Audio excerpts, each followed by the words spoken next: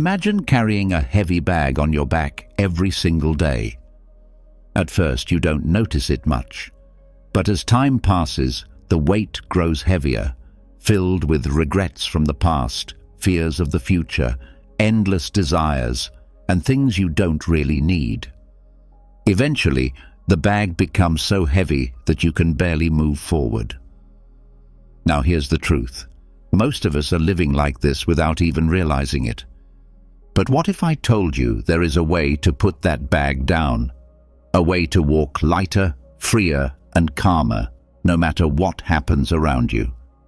That way is the Stoic art of letting go, guided by two powerful ideas, Amor, Fati, which means love your fate, and Minimalism, which is the art of needing less to live more. The way you deal with life's weight defines the quality of your days. If you cling too tightly to possessions, to control, to expectations, you will always feel restless, anxious, unsatisfied. But if you learn to release, to accept, and to love life exactly as it comes, then you gain something money can't buy: inner freedom. Today, you're going to discover how the Stoics used these timeless principles to live with peace, strength, and joy in a world just as noisy and uncertain as ours. And more importantly, you'll see how you can apply them right now in your own daily life. So get ready, because after this, you won't just see life differently, you'll live differently. You'll understand that letting go is not losing, it's gaining space for what truly matters. Now take a deep breath, clear your mind, and let's begin this journey into the Stoic art of letting go. Amor, Fati, and Minimalism. Let's begin. When you think about it, life rarely falls apart because of the great tragedies alone. More often, it is the little moments, the small irritations, the quiet storms that build up without us noticing. A rude comment, a delayed train, a phone that keeps buzzing with pointless notifications. One by one, they might look harmless, but together they create a heavy chain that ties us down.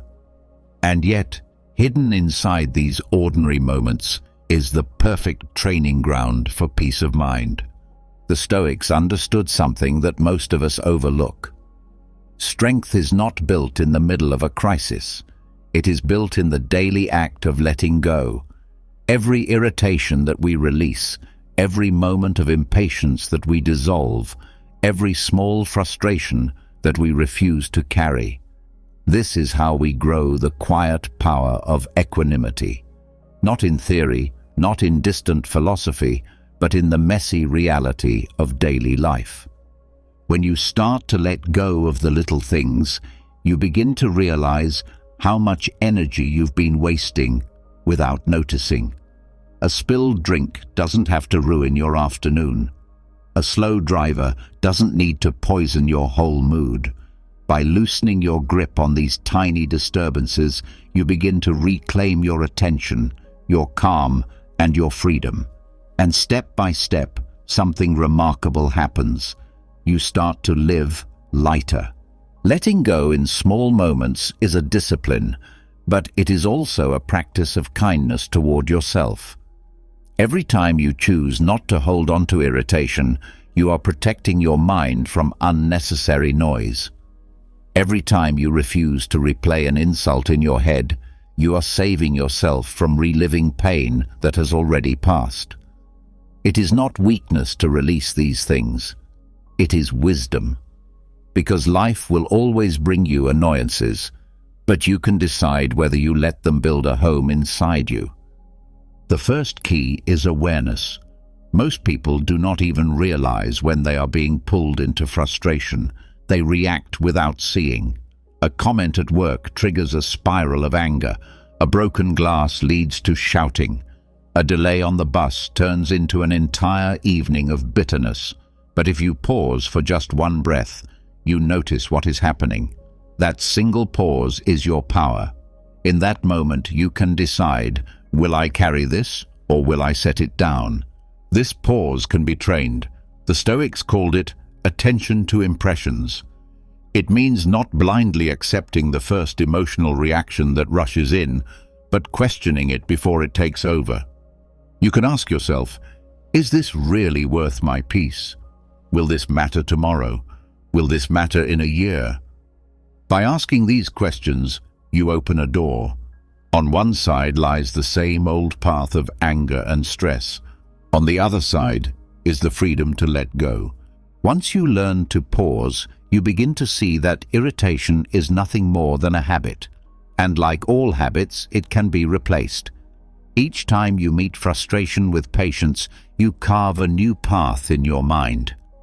Neuroscientists today call this neuroplasticity, the brain's ability to rewire itself through practice. The Stoics discovered it long before science confirmed it. By repeatedly choosing calm over anger, you strengthen the muscle of equanimity until one day you find yourself unshaken by what once drove you mad. But letting go is not just about suppressing emotions.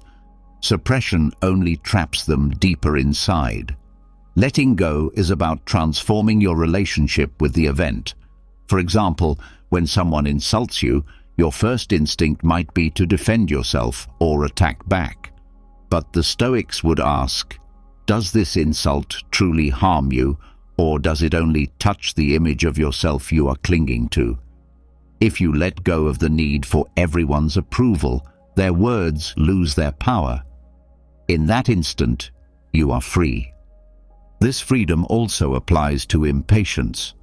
How many hours of our lives are wasted in waiting? Waiting for the train, waiting in line, waiting for someone to reply to a message. Most people fill this waiting with irritation, as if anger could speed up time. But here lies an opportunity. Every delay can become a gift, a reminder to slow down, to breathe, to be present. By letting go of impatience, waiting is no longer wasted time. It becomes extra space for living. Tiny frustrations are also invitations to humility. You drop a glass, you forget your keys, you make a mistake at work. Many of us treat these small failures as proof that we are clumsy, unworthy, or unlucky.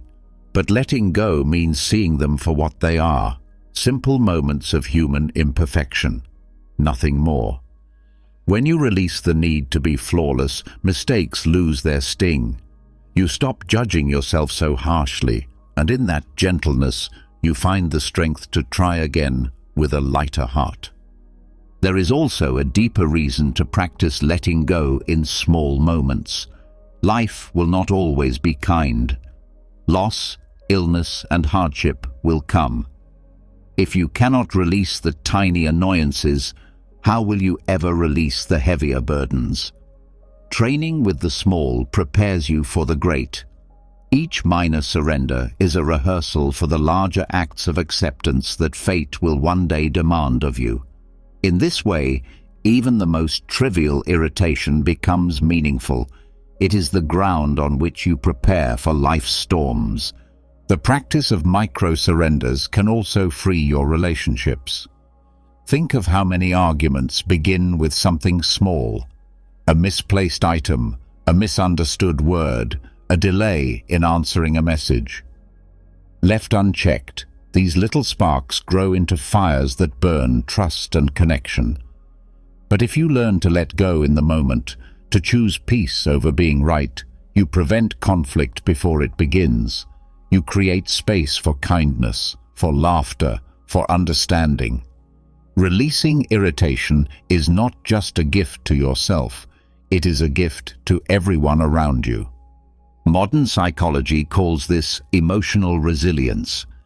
It is the ability to return to balance quickly after being disturbed.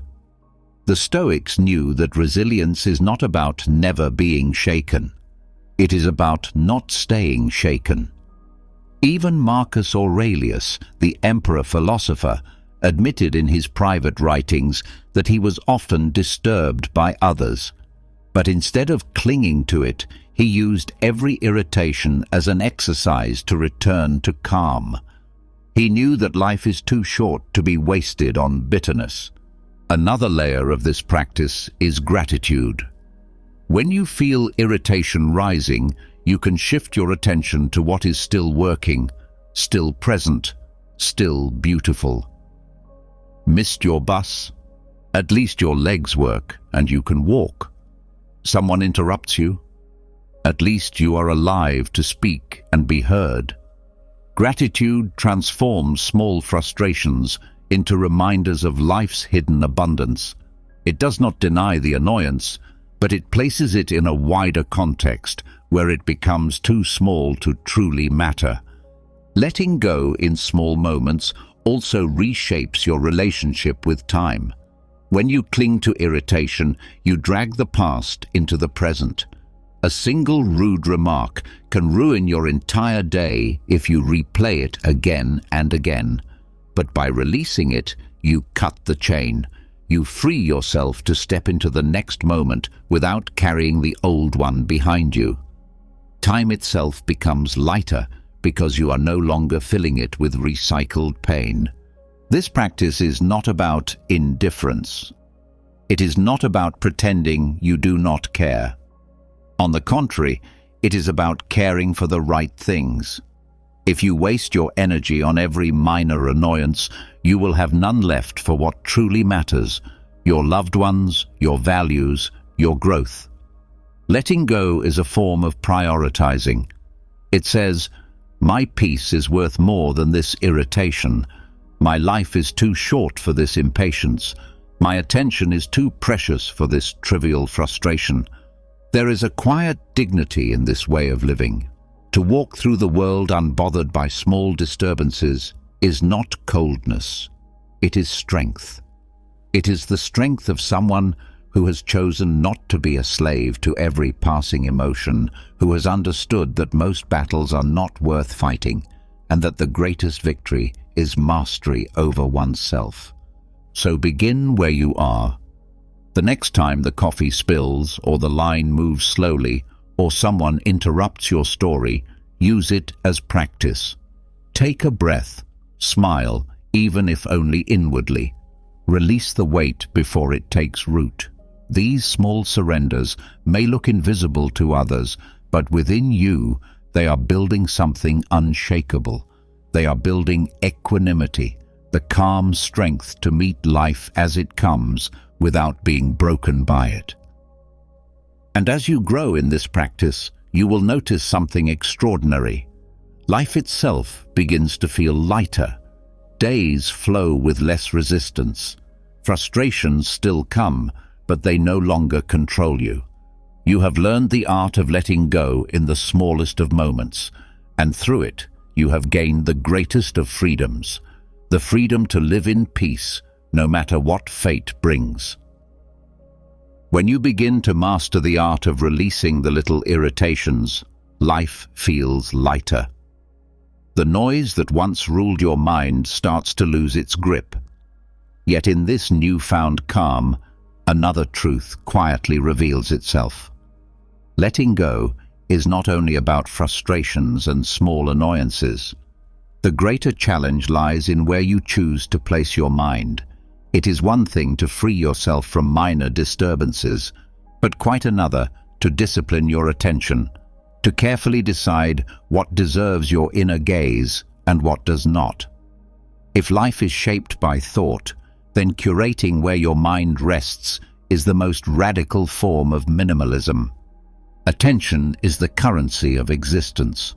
Whatever holds your attention grows stronger, more vivid, more powerful in your life. Most people spend this currency carelessly. They scatter it on endless distractions, on gossip, on the loudest headlines, on meaningless scrolling through screens. They treat their attention as if it were infinite, forgetting that every hour spent on trivialities is an hour stolen from growth, purpose, and peace. Minimalism of attention begins when you treat focus as sacred, when you see that your life is nothing but the sum of where your mind has rested. The first step is recognizing that attention is not neutral. What you consume shapes you. The Stoics warned that the mind becomes colored by the company it keeps, by the stories it entertains, by the ideas it accepts. If you constantly attend to anger, fear, or envy, these emotions carve deep grooves into your character. If you feed your mind on shallow noise, your thoughts grow shallow. But if you direct your gaze toward wisdom, courage, gratitude, or clarity, then these qualities slowly become your nature. Where your mind rests, there your soul grows. This kind of minimalism is far more difficult than cleaning a closet or giving away possessions. Objects stay where you place them, but thoughts move restlessly, always seeking the next stimulus. To simplify attention requires constant vigilance. It means asking at every moment, does this deserve space in my mind? Will this thought strengthen me, or will it drain me? Will this story nourish my character, or will it make me weaker? By filtering in this way, you begin to prune the inner clutter, leaving only what uplifts, enlightens, or strengthens. Modern life makes this practice urgent. Never before has so much noise demanded our focus. Every notification, advertisement, headline, and message is designed to pull you away from yourself. Companies fight over seconds of your attention as if it were gold, because it is. Your mind is being auctioned every day unless you reclaim it. The Stoic art of letting go now takes a new form, letting go of distractions before they take root, refusing to scatter your focus on what does not matter. The practice begins with awareness of attention leaks. Notice where your mind drifts when it is unguarded. Do you replay arguments? Do you wander through endless social feeds? Do you obsess over what others think of you? Each leak drains your energy. Just as a minimalist clears away objects that serve no purpose, you must clear away the thought habits that weaken you. This does not mean suppressing thoughts, but guiding them, like a shepherd steering a restless flock back to safe ground. Once you identify these leaks, the next step is choosing anchors for your mind. Anchors are deliberate points of focus that hold your attention in what is meaningful. It could be the present breath, the work of your hands, the words of wisdom from a book, or the person sitting across from you. Anchors are not chosen once, but daily, because attention is always tempted to wander. By repeatedly returning to your chosen anchors, you build the discipline of focus, until your mind learns where to rest. Minimalism of attention also means treating silence as nourishment. When the world is noisy, silence becomes a form of wealth. In silence, the mind reveals its clutter. At first, this can feel uncomfortable. Old worries rise, memories replay, plans intrude. But if you sit with the silence, the noise slowly dissolves, leaving a deeper clarity. The Stoics valued this stillness because it allowed them to distinguish between what was within their power and what was not. Without silence, attention is always pulled outward. With silence, it can finally return inward. There is also the practice of selective ignorance. Not everything deserves your awareness. Many people believe they must know every detail of the world, every piece of gossip, every update, every scandal. But endless information is not wisdom, it is distraction. Selective ignorance means deliberately choosing not to know what does not help you live better, act justly, or grow stronger. It is saying, my attention is too precious to waste on the trivial. Marcus Aurelius himself reminded that much of what people discuss is neither true nor useful, and to guard the mind against it. This curation of attention does not make you detached from the world. It makes you more effective within it. When your mind is scattered, you cannot act with strength, but when it is focused, your actions become deliberate, sharp, powerful. Just as a magnifying glass directs sunlight into fire, focused attention transforms ordinary effort into extraordinary impact. Minimalism of attention is not withdrawal, it is concentration. It is doing fewer things with greater presence, fewer thoughts with greater depth. Consider relationships. Many conflicts come not from malice, but from divided attention. A person speaks while the other scrolls on their phone. A child seeks comfort while the parent's mind is at work. To give full attention is to give respect. To withdraw attention is to wound. Practicing minimalism here means refusing to scatter presence across screens, worries, and distractions. When you are with someone, be fully there. This is one of the greatest gifts you can offer, and it costs nothing but awareness. Attention also shapes memory. What you choose to notice becomes the story you tell about your life. Two people can live the same day. One focuses only on annoyances, the other on small blessings, and they walk away with completely different lives in their minds. Minimalism of attention means training yourself to notice what enriches rather than what depletes. You do not deny difficulties, but you refuse to give them more weight than they deserve. You choose to attend to what sustains gratitude, strength, and clarity. The practice extends into work. Most people believe productivity means doing more, but real productivity is directing attention to the few things that matter most. The Stoics valued purpose over busyness. They warned that scattering yourself across too many tasks is a kind of self-betrayal. Minimalism of attention at work means cutting away the unnecessary, the shallow meetings, the endless interruptions, so that your focus can rest fully on what aligns with your values. This way, your labor does not just fill time, it builds meaning. Another level of this discipline is emotional. Attention feeds emotions. When you dwell on anger, it grows. When you rehearse fears, they strengthen. When you attend to resentment, it deepens its roots. But when you choose to direct attention toward calm, courage, or gratitude, those emotions are fed instead. This is not denial, it is training. By curating your attention, you choose which emotions flourish inside you. Over time, you cultivate an inner garden of peace rather than a jungle of turmoil. Minimalism of attention is also about pacing life. Many people rush, filling every gap with stimulation.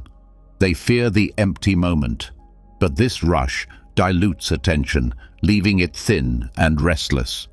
To slow down is to let attention thicken, to allow presence to deepen.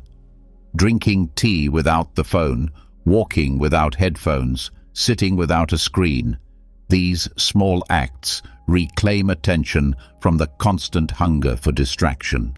They remind you that life is not found in rushing past moments, but in inhabiting them fully. The greatest obstacle is the myth that you can divide attention endlessly. Modern life glorifies multitasking, but research shows the mind cannot truly focus on more than one thing at a time. Every switch costs energy, every interruption scatters thought. Minimalism here means ruthless honesty. One task, one focus, one presence at a time. To live divided is to live half alive. To live with single-minded attention is to live wholly. Curating where your mind rests also transforms how you experience suffering. Pain, loss, and difficulty will come, but suffering intensifies when attention circles endlessly around them. By gently shifting attention toward what remains, toward lessons, toward gratitude, you lessen the weight. This does not erase pain, but it prevents pain from becoming identity. In this way, attention is the lever by which you lift yourself out of despair. The practice of minimalism in attention is not a single decision, but a lifelong discipline. Each day brings countless invitations to scatter focus. Each day you must decline most of them. Over time, you begin to feel a new kind of freedom. The world no longer controls your mind with every notification and every irritation. You hold your attention as a master holds a tool, carefully, precisely, deliberately.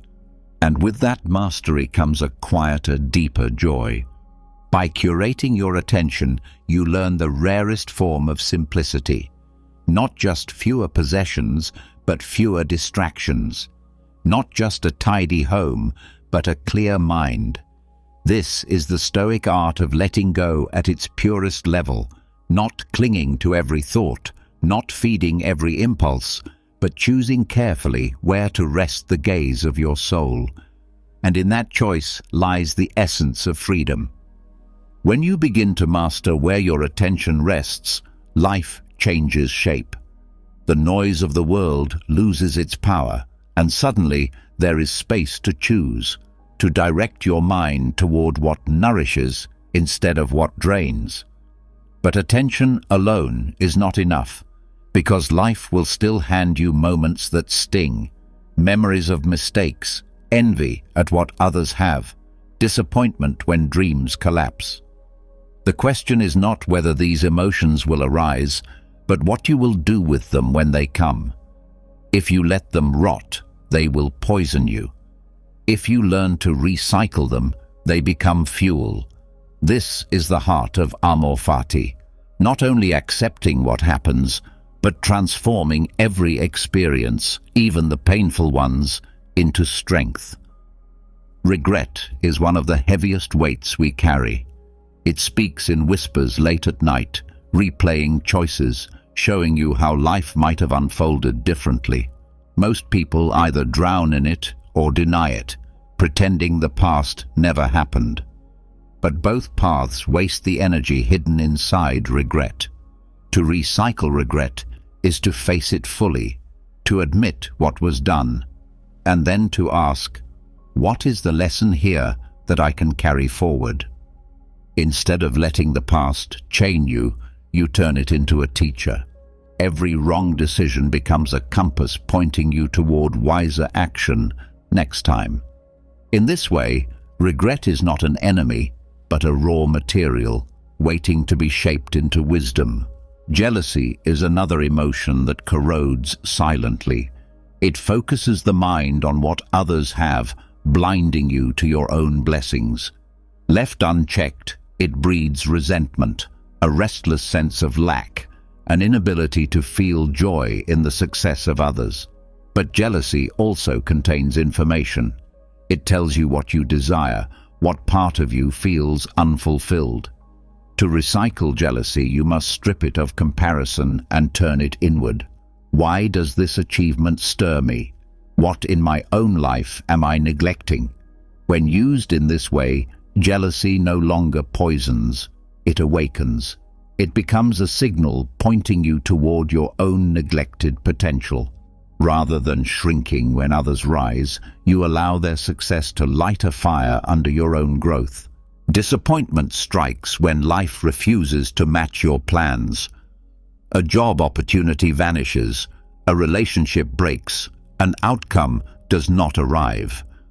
Most people treat disappointment as proof that they have failed or that life is unfair. But disappointment is simply the gap between expectation and reality. To recycle it, you can shift your relationship to expectation itself. Ask, was my expectation aligned with reality? Did I cling to a picture that fate never promised? Amor Fati invites you to embrace what actually unfolded, not what you demanded. Disappointment then becomes a chance to refine your expectations, to release illusions, to root yourself more firmly in what is. Far from waste, disappointment can purify desire, teaching you to pursue what is within your power and release what is not. Amor Fati, love of fate, does not mean blind submission. It means choosing to see every event, even the ones you did not want, as carrying hidden value. The Stoics believed that life is a furnace, and everything that enters it, joy or pain, gain or loss, can become fuel for the fire of character. Emotional recycling is this process in action. Instead of throwing away difficult feelings, you burn them into energy. Regret becomes wisdom, jealousy becomes motivation, disappointment becomes clarity. Nothing is wasted. Everything is transformed. To live this way requires trust in the order of life. Not trust that everything will go well, but trust that whatever comes can serve your growth if you allow it. When a plan collapses, you can say, "This too belongs to my story." When envy rises, you can say, "This too can teach me." When the past haunts you, you can say, "This too will sharpen me." Amor Fati is not passive acceptance, it is active transformation, a creative stance that turns the chaos of life into material for building the self. Neuroscience supports this ancient insight. Studies show that reframing emotions alters how the brain stores and uses them. When you reinterpret a painful memory not as a wound but as a lesson, your brain literally rewires, embedding resilience instead of trauma. Emotional recycling is not just philosophy, it is biology. You are sculpting your own nervous system with every act of reinterpretation. The Stoics knew this intuitively. They practiced premeditatio malorum, the rehearsal of misfortunes, so that when pain arrived, they could meet it as training rather than tragedy. A key part of this practice is writing. When regret, jealousy, or disappointment rises, writing them out allows you to see them clearly, to separate the raw emotion from the story your mind has wrapped around it. Once on the page, you can ask, "What is the use of this? What is this pointing me toward?" Over time, journaling becomes not just expression, but alchemy, turning emotional weight into insight. Marcus Aurelius's Meditations itself is a record of this process, a man recycling frustration, loneliness, and burden into wisdom. Another tool is gratitude. Gratitude does not erase regret or jealousy, but it dilutes their poison. When you balance a disappointment against what remains, the wound shrinks in scale. When you notice what you already have, jealousy loses its grip. Gratitude does not deny pain, it contextualizes it. It reminds you that no single event defines life, that alongside loss, there is always some form of abundance.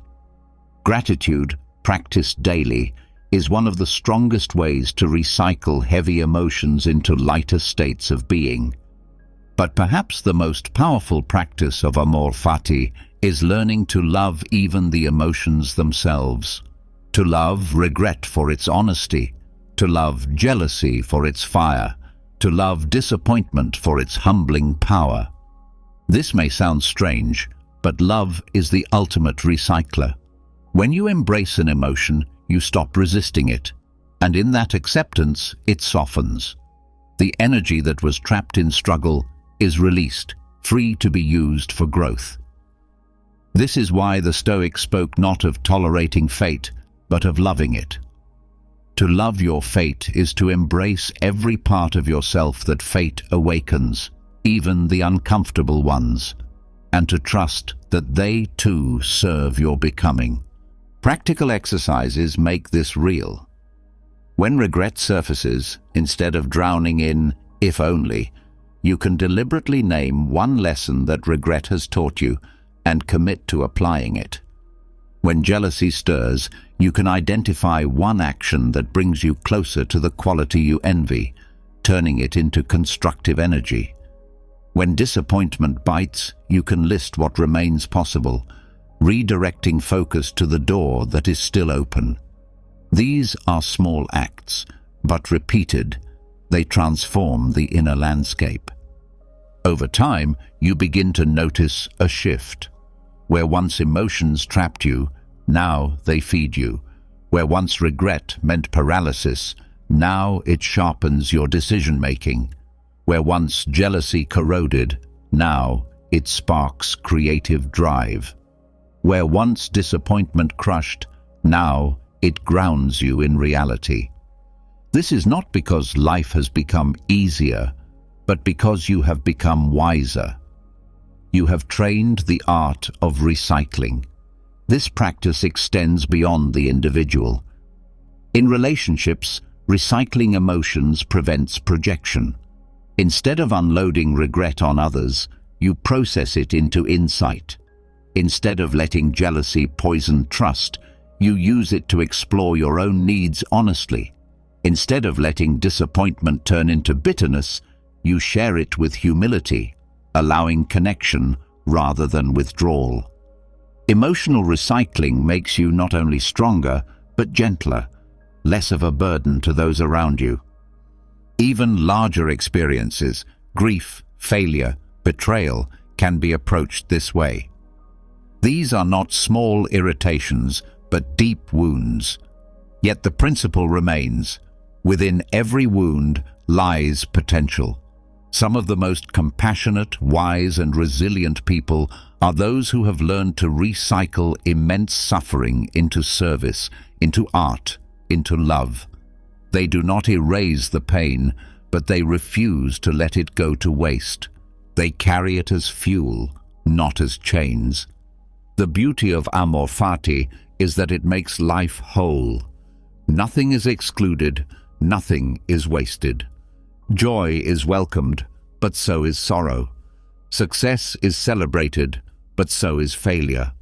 Every moment, pleasant or painful, is woven into the same fabric, and all of it is loved. This attitude dissolves the fear of the future, because whatever comes can be used. It dissolves bitterness about the past, because even mistakes serve a purpose. It dissolves envy, because others' paths can inspire rather than diminish. To love fate is to step into a state of radical acceptance, where everything feeds growth. This does not mean life becomes easy. Emotions will still arise with force. Regret will still sting. Jealousy will still burn. Disappointment will still ache. But instead of being ruled by them, you will know what to do with them. You will know how to turn them into fuel. Like a blacksmith, you take the raw, heavy iron of emotion and forge it into tools for living. And the more you practice, the more unbreakable you become. In the end, Amor Fati and emotional recycling are not about changing life, but about changing how you meet life. Regret no longer imprisons you. Jealousy no longer poisons you. Disappointment no longer breaks you. Every emotion, every event, every fate becomes material for strength. This is how the Stoic art of letting go deepens, not by discarding emotions, but by transforming them, not by denying fate, but by loving it. And when you learn this, you discover that nothing is wasted, because everything, even your heaviest feelings, can become part of the fire that keeps you alive, strong, and free. When every emotion becomes fuel instead of waste, something profound begins to shift. You no longer fear regret, jealousy, or disappointment, because each one can be used to strengthen you. But there is another, subtler weight that often goes unnoticed. It is not the pain of emotion, but the burden of identity. Over the years, people gather labels and roles the way travelers gather souvenirs, some picked up willingly, others handed to us without asking. We carry titles, professions, family roles, social masks, and expectations as if they define who we are. Slowly, the self becomes buried beneath layers that do not truly belong to us.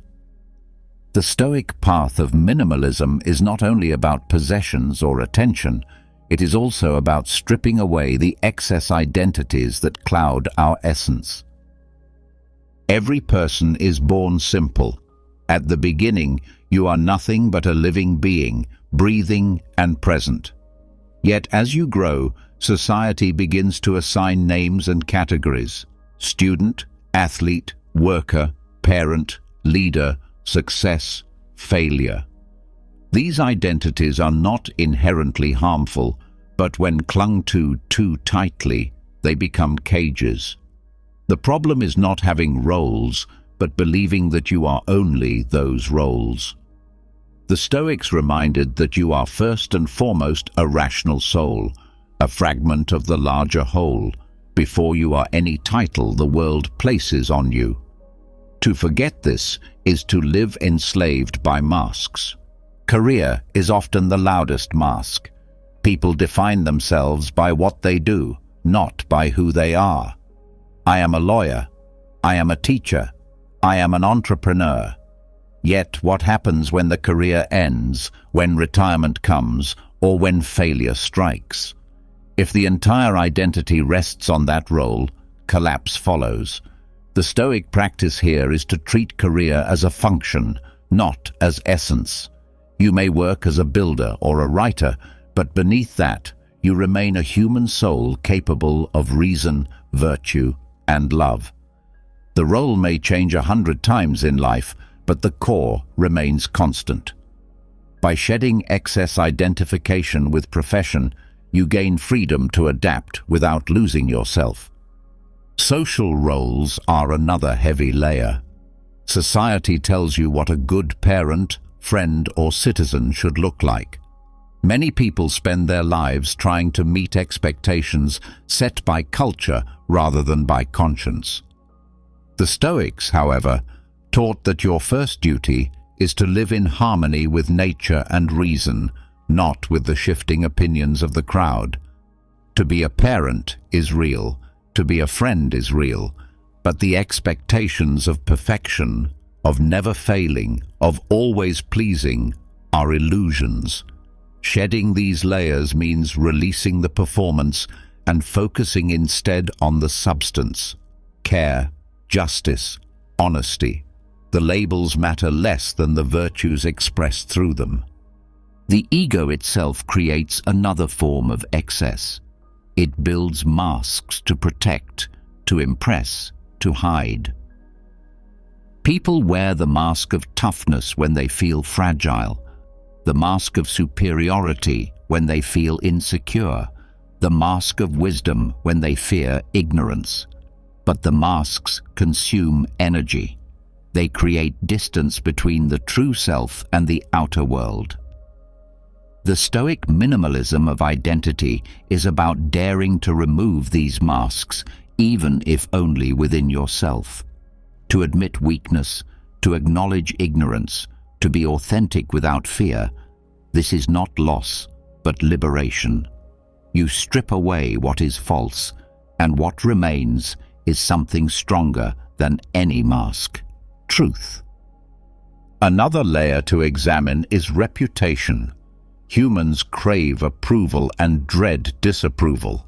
Entire lives are bent toward building an image in the eyes of others, yet reputation is fragile, dependent on opinions that shift with time and fashion. The Stoics warned not to place identity in what others think, because this is to hand your soul to strangers. By shedding dependence on reputation, you reclaim your freedom.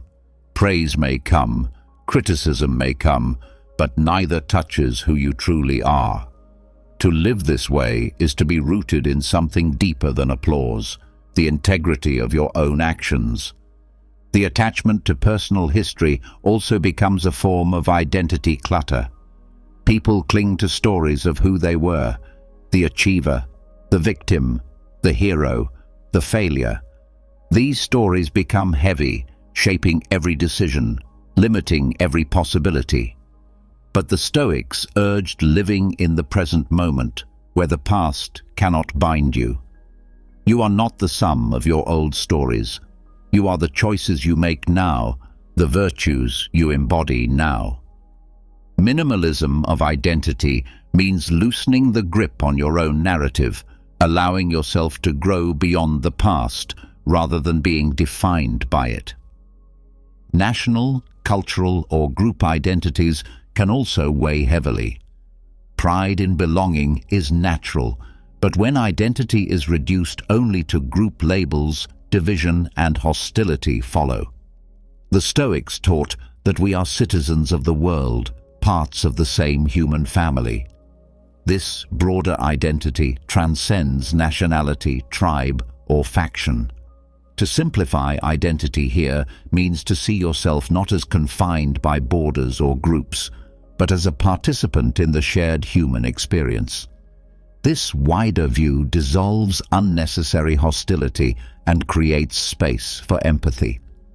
A subtle but powerful layer of identity is the pursuit of success. Many define themselves by achievements, possessions, or status. I am successful because I own this. I matter because I won that. But success tied to external measures is always unstable because it rests on circumstances beyond control. The Stoics insisted that true success is internal, living with wisdom, justice, courage, and temperance. Everything else is decoration. When you shed the identity of external achievement, you begin to see success as a way of being rather than a collection of trophies. This shift transforms ambition into a calmer pursuit of virtue. Even suffering can become an identity. Some wear their wounds as proof of who they are, repeating stories of betrayal or loss until they become inseparable from pain. But identity built on suffering traps the soul in endless repetition. Minimalism here means honoring pain without turning it into a permanent mask. You can acknowledge hurt while also allowing healing. You can carry lessons without carrying the identity of victimhood. This does not erase suffering, but places it in its rightful place, as experience, not essence. Spiritual labels are another subtle form of excess. People often cling to religious, philosophical, or ideological identities as shields. They declare themselves Stoic, Christian, Buddhist, or skeptic, and then defend the label more than they live the practice. The danger is in mistaking the name for the substance. The Stoics themselves warned against this, emphasizing that philosophy is not a badge, but a way of life. Minimalism of identity here means valuing practice over label, substance over appearance. By stripping away these excess identities, life becomes lighter. You no longer fear losing a role because you know you are more than that role. You no longer feel crushed by expectations because you live by principles rather than performances. You no longer need constant approval because you rest in integrity. This simplicity of identity brings stability. When storms come, you are not thrown into crisis because you were never clinging to masks in the first place. The process of shedding is not easy. Each identity has roots tied to pride, fear, or habit. To let go feels like losing part of yourself. But what you lose is false weight. What remains is clarity. You discover that at your core, beneath titles and masks, you are simply a human soul with the capacity for reason, love, and virtue. This essence needs no decoration. It is enough. Practical exercises can help this shedding. One is to ask daily, who would I be without my roles, my titles, my possessions? Another is to reflect, which identities bring me closer to virtue and which ones only feed my ego? By questioning in this way, you separate what is essential from what is excess. Another practice is to face change deliberately. Take time away from roles, from labels, and notice that you still exist without them. The soul does not vanish when the masks fall. Living with a minimalist identity also strengthens relationships. When you no longer cling to roles, you can meet others as they are, not as labels. You see your child not as extension of me, but as an independent soul. You see your partner not as provider or support, but as a fellow human walking alongside you. Stripping identity allows deeper connection because it removes the barriers of performance and expectation. In the end, the Stoic minimalism of identity is about finding stability in what cannot be taken away. Careers end, roles change, reputations fade, masks fall, successes vanish, groups dissolve, suffering passes. But what remains is the essence, a soul capable of reason and virtue. To live rooted in that essence is to live free. You do not need to be many things to many people.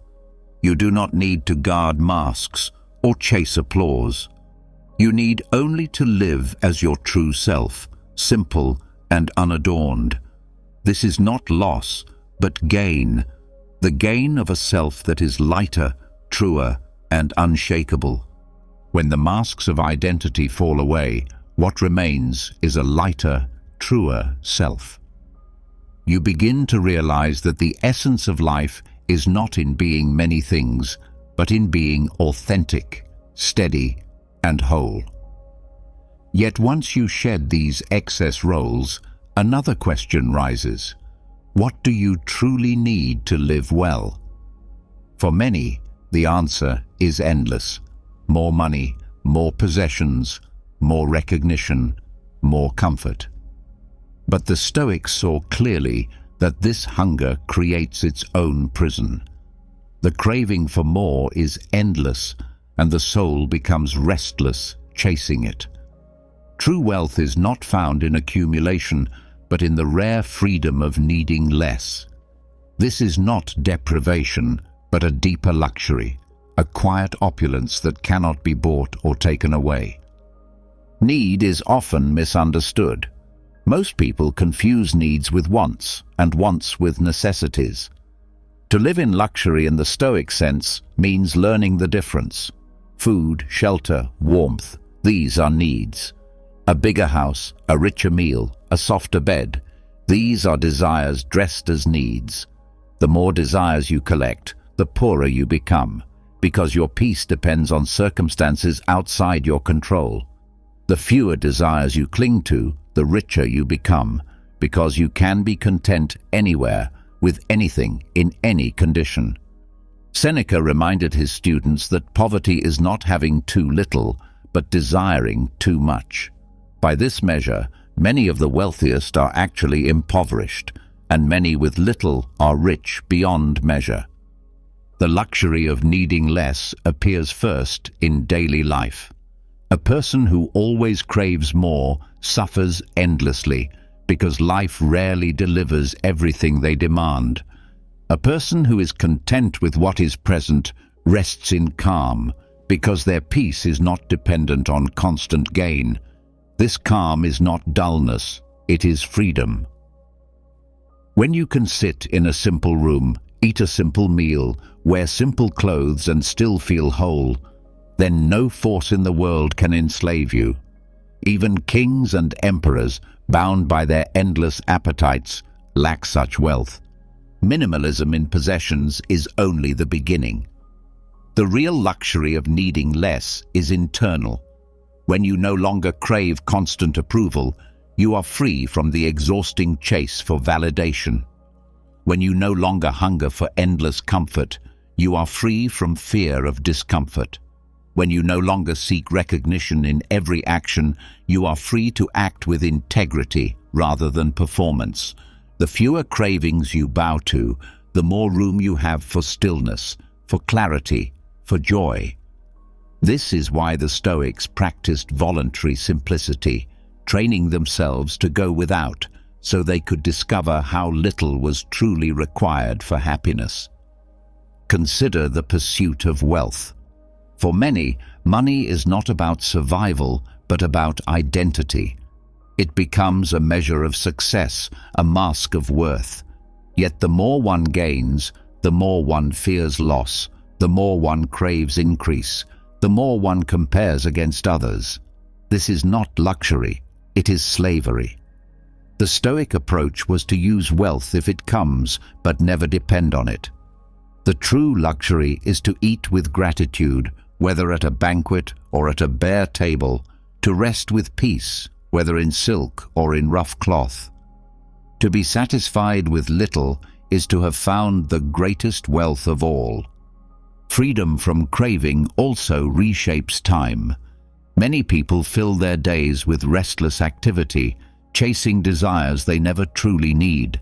They sacrifice presence for the promise of more, never realizing that life itself is slipping by. The luxury of needing less means reclaiming time.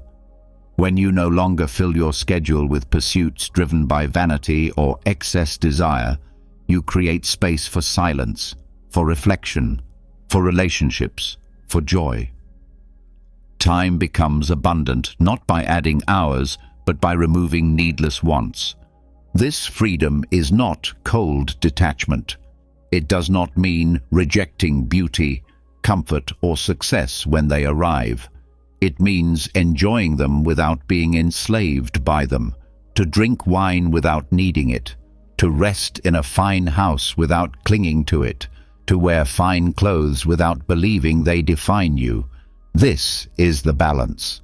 Luxury without attachment, pleasure without dependence. When fate removes them, you remain whole. When fate provides them, you enjoy them fully, but lightly. There is also the luxury of mental simplicity.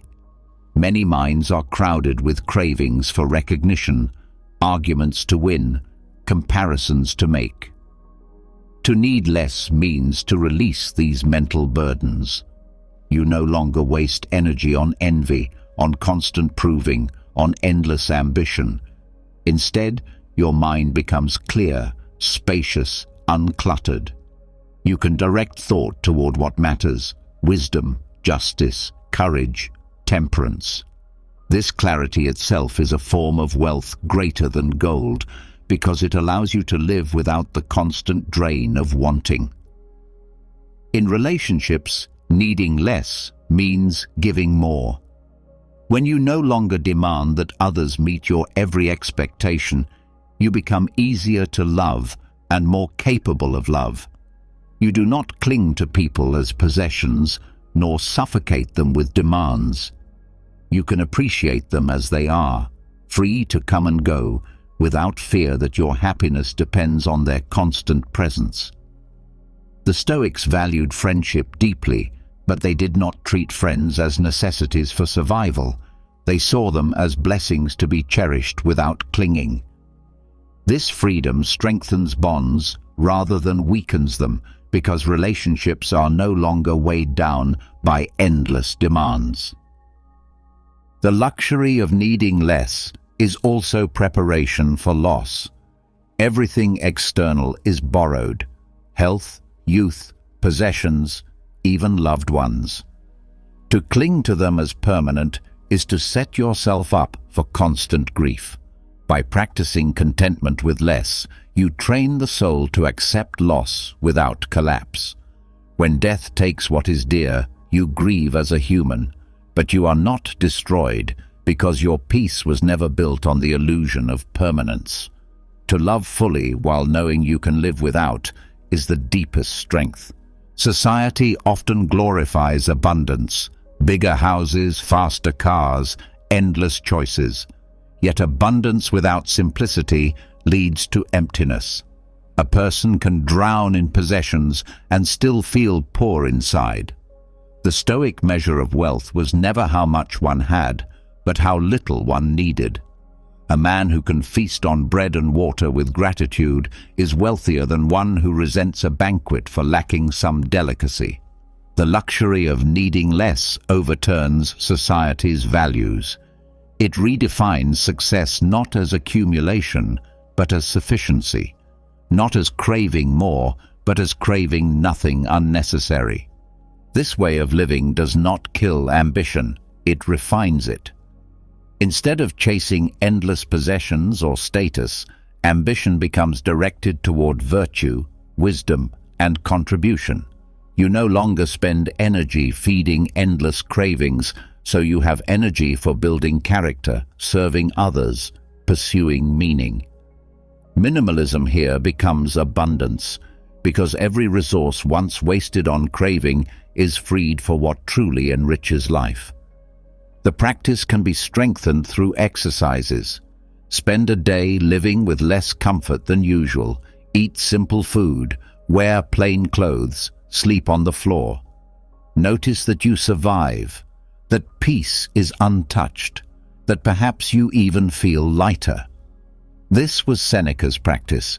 He lived for short periods in voluntary poverty to remind himself that comfort is pleasant, but not necessary.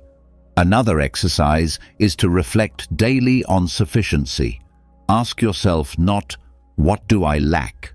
but "What do I already have that is enough?" This shift trains the mind to see abundance in simplicity. The deeper insight of this practice is that true luxury lies in independence. To need little is to be unconquerable. No thief can steal your peace, no loss can shatter your core, no market crash can bankrupt your soul. The fewer your cravings, the more unshakable your freedom. You walk through life lightly, unburdened, grateful, whole. This is a wealth greater than riches, the wealth of not needing what the world insists you must have. The luxury of needing less is not an escape from life, but a richer embrace of it. When cravings fall silent, what remains is the ability to savor the simplest joys fully. A drink of water becomes sweet. A quiet walk becomes profound. A small act of kindness becomes treasure. You discover that luxury is not in excess, but in presence, not in more, but in enough. This is not deprivation. It is the richest form of abundance, the freedom of a soul that has learned that less is not lack, but liberation. When the craving for more loosens its grip, life opens in unexpected ways. The quiet wealth of needing less is not only about possessions, recognition, or comfort. It touches something even deeper: time itself. People who are enslaved by endless desires spend their days grasping for moments that never arrive or mourning those that have already passed. They scatter their attention across past and future, while the present slips through unnoticed. Once you learn to embrace simplicity, the next step is to simplify your relationship with time. This is where Amor Fati becomes radical. It is not just about accepting events, but about releasing the constant struggle against yesterday and tomorrow and resting fully in the now. Time is the most precious resource we have, yet most live as if it were endless. Days are wasted in regret for what cannot be changed, or in anxiety about futures that may never come. Regret says, "If only I had chosen differently." Anxiety whispers, "What if tomorrow goes wrong?" Both voices steal from the present, which is the only space where action and life actually happen. The Stoic practice of Amor Fati interrupts this cycle. To love your fate is to love this moment exactly as it arrives, not an edited version of it, not the fantasy of how it could have been. It is radical because it demands you stop bargaining with time, stop negotiating with reality, and start living it directly. The obsession with an alternate past is one of the greatest thieves of life. People replay conversations, failures, mistakes, as if by reliving them they could undo them. But the past is fixed. It does not bend to desire. To hold on is to carry a ghost that weighs heavier each day. Amor Fati transforms regret into acceptance, by asking a simple question. If this event was necessary to bring me to this moment, can I choose to love it as part of my story?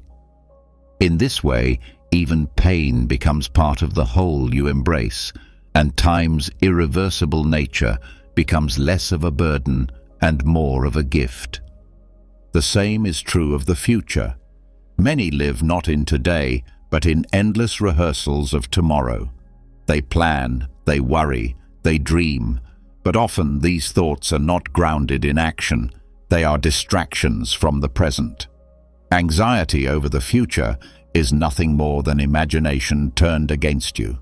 By practicing Amor Fati, you recognize that the future is not yours yet. You can prepare wisely, but you cannot live there. Radical time minimalism means refusing to let the not yet consume the only reality you possess, the now. This discipline reshapes how you see each day. Instead of asking whether today is perfect, you ask whether you are willing to meet today as it is, with open arms. Marcus Aurelius wrote that every morning he reminded himself of the challenges ahead, not to dread them, but to accept them as part of the day's natural design. This mindset frees you from the exhausting effort of resisting what comes. Each event, pleasant or unpleasant, becomes part of the tapestry you are called to love. To wake up and say, "Yes, this too is mine," is the essence of Amor Fati applied to time. Time minimalism also exposes how much energy is wasted on waiting. People often postpone living, saying, "I will be happy when I retire, when I succeed, when I am loved, when I am free." Life is pushed into the future as if happiness were always somewhere else. The Stoics saw the danger in this postponement. Tomorrow is not promised. The only time to live is today. Amor Fati teaches that even if conditions never change, you can still embrace what is before you.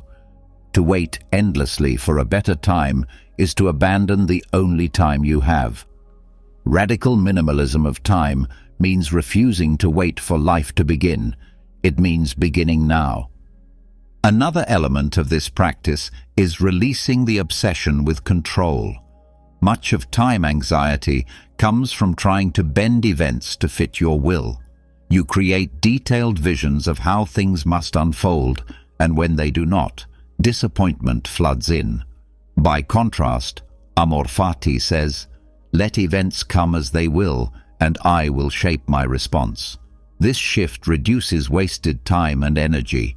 Instead of fighting reality, you flow with it. You still act with intention, but you no longer believe that time itself must obey you. This makes life lighter because you no longer resist the inevitable flow of change. Radical time minimalism also affects relationships. Many conflicts arise from clinging to how someone used to be or worrying about how they may act tomorrow. But the person before you now is who they are in this moment. To love fate is to love them as they stand, not as memory or as fantasy. This allows for more genuine connection because you are no longer speaking to a version of someone who does not exist. You are present, and presence is the foundation of intimacy. The practice is also essential in facing mortality. Death is the ultimate boundary of time, and fear of it often drives the frantic grasping at past and future. People try to outpace death by holding on to memories or planning for legacies. But in doing so, they forget to live while alive. The Stoics turned toward death as a teacher. By remembering its inevitability, they treasured each day. Amor Fati deepens this lesson. Death, too, is part of fate to be loved, not feared. By embracing it, you stop fleeing from time's limit and instead fill your days with presence. Every hour becomes richer when you no longer try to stretch time beyond what nature gives. Practical exercises help anchor this approach. When regret surfaces, pause and ask, can I treat this as a necessary part of my path? When anxiety about the future arises, redirect by asking, what action can I take now that aligns with my values? If no action exists, release it as wasted energy. Another exercise is daily reflection. At the close of each day, write not about what could have been different, but about how the day, exactly as it was, carried lessons, gifts, or opportunities. Over time, this retrains the mind to see the present not as lacking, but as complete. There is also value in deliberately slowing down. Modern culture worships speed, faster responses, quicker results, constant acceleration. But speed often hides an inability to face the present. Radical time minimalism invites you to pause, to taste moments fully rather than rushing through them. Drinking tea slowly, listening without distraction, walking without destination. These are acts of rebellion against time anxiety.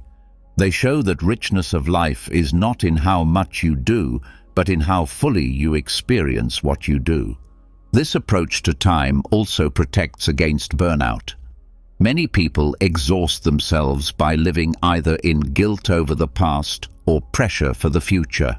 They rarely allow themselves rest, because rest feels like falling behind. But when you embrace Amor, Fati, you see rest itself as part of the unfolding of fate.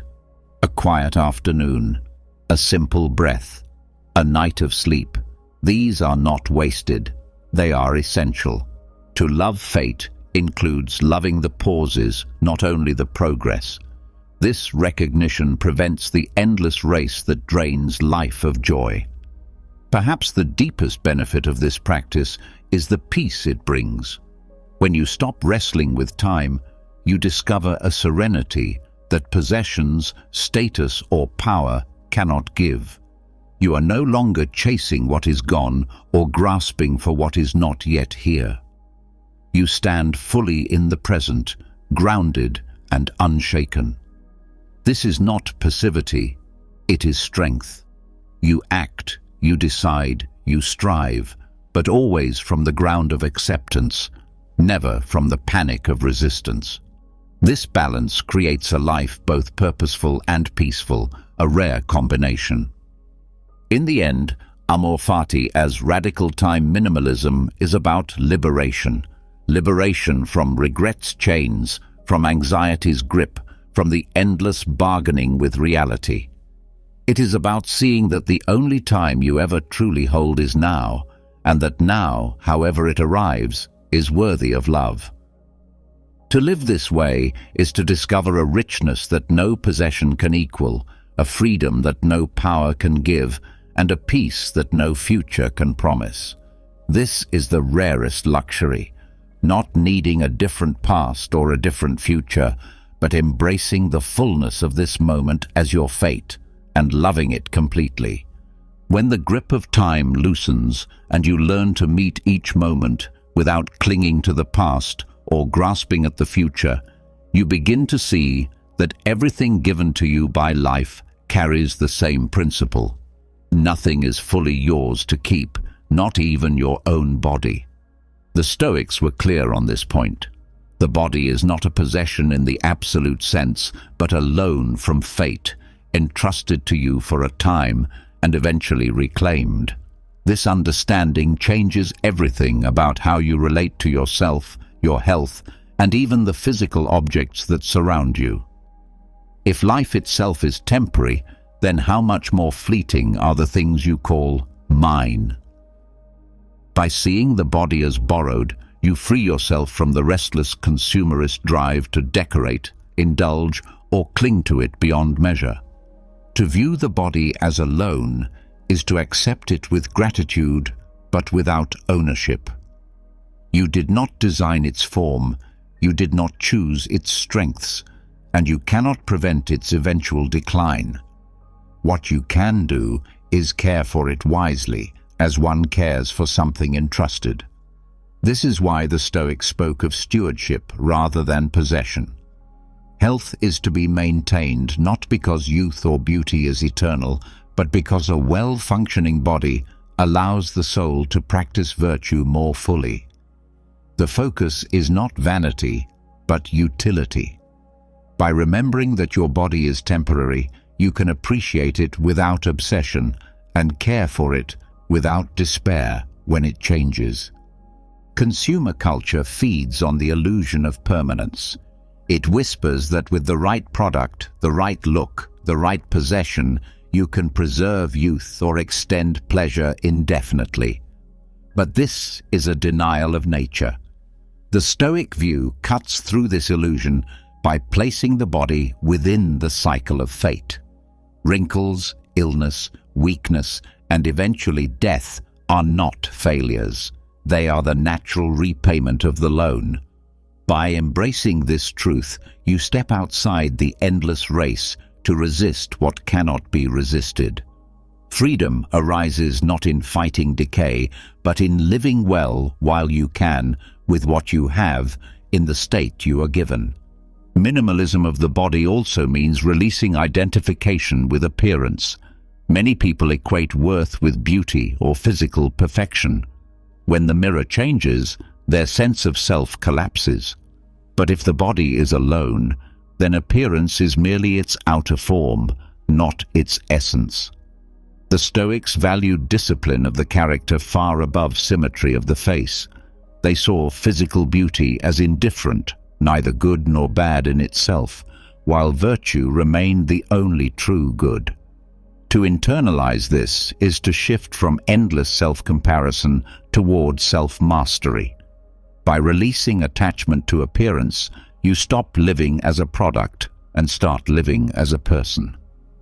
Another part of this perspective is the relationship between the body and possessions. Consumerism often treats the body as a stage on which to display wealth, clothes, jewelry, devices, enhancements. But if the body itself is not truly yours, how much less the objects draped upon it? The Stoics advised simplicity in possessions, not because they hated beauty, but because they understood that indulgence enslaves. The more you depend on external adornments to feel whole, the more fragile your peace becomes. The minimalist body is clothed in sufficiency, enough to protect, enough to serve, but never so much that possessions become a chain. This approach does not mean neglect or self-punishment. The Stoics valued health and strength because the body is the tool through which virtue acts in the world. They practiced moderation in food, in drink, in exercise, recognizing that excess weakens as much as deprivation. The body should be treated as an instrument to be tuned, not an idol to be worshipped or an enemy to be abused. By living with balance, you honor the loan you have been given while never mistaking it for your eternal self. Detachment from the body also changes how you view pain and illness. For most, these experiences feel like theft, life stealing from their possessions. But if the body is not fully yours, then pain is part of the terms of the loan. This does not make suffering pleasant, but it reframes it as natural, even expected. Epictetus, who lived with physical disability, taught that you cannot control the body's condition, only your response to it. By releasing the belief that perfect health is owed to you, you can meet pain with resilience instead of bitterness. The minimalist body accepts discomfort without despair, recognizing that the soul remains free even when the body falters. Consumerism thrives on fear of loss, loss of youth, loss of strength, loss of attractiveness. It offers endless products as shields against time. But the Stoic practice dissolves this fear by confronting loss directly. If the body is borrowed, then its return is inevitable. Accepting this truth eliminates the desperation that fuels overconsumption. You no longer need to chase every promise of preservation, because you know that what is meant to pass will pass.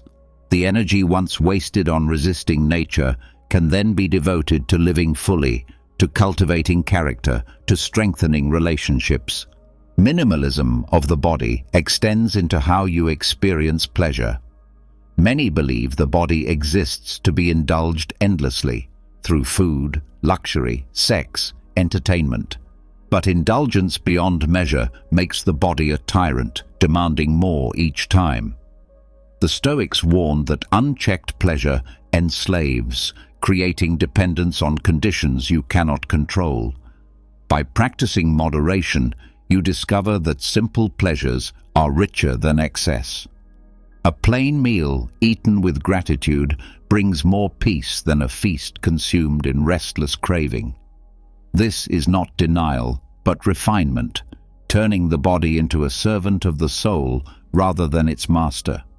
There is also a social dimension to this view. When people see the body as possession, they compare endlessly, ranking themselves against others in beauty, strength, or wealth. This comparison breeds envy, pride, and insecurity. But when you understand the body as a loan, comparison loses its meaning. Each body is simply a different gift from fate, with its own limits and strengths. To compare is as foolish as envying the shape of another's shadow. This frees you from the exhausting cycle of measuring worth by externals and invites you to focus on what is within your control: your choices, your virtues, your attitude. The Stoics also practiced exercises to remind themselves of the body's temporary nature. They reflected on mortality, on illness, on the fragility of flesh. Far from being morbid, this meditation liberated them from fear. By remembering that the body could be taken at any time, they valued it more deeply while never confusing it for their essence. Every breath, every step, every heartbeat became a reminder to use the loan wisely. This is minimalist living at its core, stripping away illusions and meeting reality as it is. This philosophy has profound consequences for modern life. In a culture that constantly markets new ways to decorate, preserve, and extend the body, choosing to live with less attachment is a radical act. It means stepping outside the cycle of consumer desire, refusing to let companies dictate your sense of worth, refusing to waste life chasing illusions of permanence. It means reclaiming your freedom to live simply, to care for the body without being enslaved by it, to use it as a tool for virtue rather than a canvas for status. The minimalist body is not about rejecting physicality. It is about right relationship. You nourish it without excess, clothe it without vanity, exercise it without obsession, accept its pains without collapse. You recognize that one day it will be reclaimed, and so you use it well while it is yours. This perspective brings gratitude instead of resentment, clarity instead of confusion, freedom instead of slavery. To see the body as a loan from fate is to walk lightly in the world, unburdened by consumerist attachment, able to meet change with peace and decline with dignity. In the end, the minimalist body reminds you of the larger truth. Nothing external is truly yours, not possessions, not appearances, not even the flesh you inhabit. All is temporary, all is borrowed, all will return to the whole from which it came. The wealth of life lies not in clinging, but in using what you have with wisdom. When you live this way, every breath becomes a gift, every step an act of gratitude, every moment an opportunity to honor the loan with virtue. And when the time comes to return it, you can do so freely, knowing that you lived not as a hoarder of possessions, but as a steward of what was given. When you begin to see the body as a loan from fate, cared for but never owned, it naturally leads to a deeper truth that underlies all things. Nothing you touch, nothing you see, nothing you hold will last forever. If even your own flesh, the most personal possession you believe you have, is temporary, then what of everything else in life? To accept impermanence is not to fall into despair, but to awaken to the true rhythm of existence. In this rhythm, loss and change are not enemies. They are the very teachers that refine your ability to let go. Impermanence is not an idea, but a constant fact woven into every corner of life. The seasons shift, flowers bloom and wither, days turn to nights, and every breath you take disappears the moment after it enters. Yet most people live as if permanence were possible. They cling to possessions, relationships, achievements, and even youth, hoping to freeze them against the flow of time. This denial breeds suffering, because the current of impermanence always moves forward. The Stoic practice was to face it directly, to welcome change as the most faithful companion of life, and to learn from it how to loosen the grip of attachment. Mortality meditation was one of their most powerful tools. By reflecting daily on the certainty of death, not with morbidity, but with clarity, they trained themselves to live with urgency and gratitude. To remember that this day could be your last is to stop postponing life for some distant future. It strips away trivial concerns and makes space for what matters most. You stop wasting time on endless arguments, shallow desires, and meaningless distractions because you see how precious each hour is. Death, instead of being feared, becomes a mentor reminding you to live fully in the present. Seasonal cycles offer another lesson. Nothing in nature resists change, yet everything fulfills its purpose. Trees release their leaves, rivers swell and recede. The earth freezes and thaws. Each cycle teaches the wisdom of release. Holding on to leaves in winter would destroy the tree. Letting go makes room for new growth. Human life follows the same pattern. Childhood fades into adulthood. Strength gives way to age. Relationships begin and end. By observing nature, the Stoics learned to flow with these shifts instead of clinging. Just as the seasons are beautiful in their impermanence, so are the stages of human life. Decay is also a teacher. We often recoil from it, hiding signs of wear, avoiding reminders of decline. Yet decay reveals truth. All things are temporary. The Stoics urged reflection on decaying fruit, fading flowers, or even the aging body, not to cultivate sadness, but to strip away illusion. To see the beauty in what is passing is to accept reality without disguise.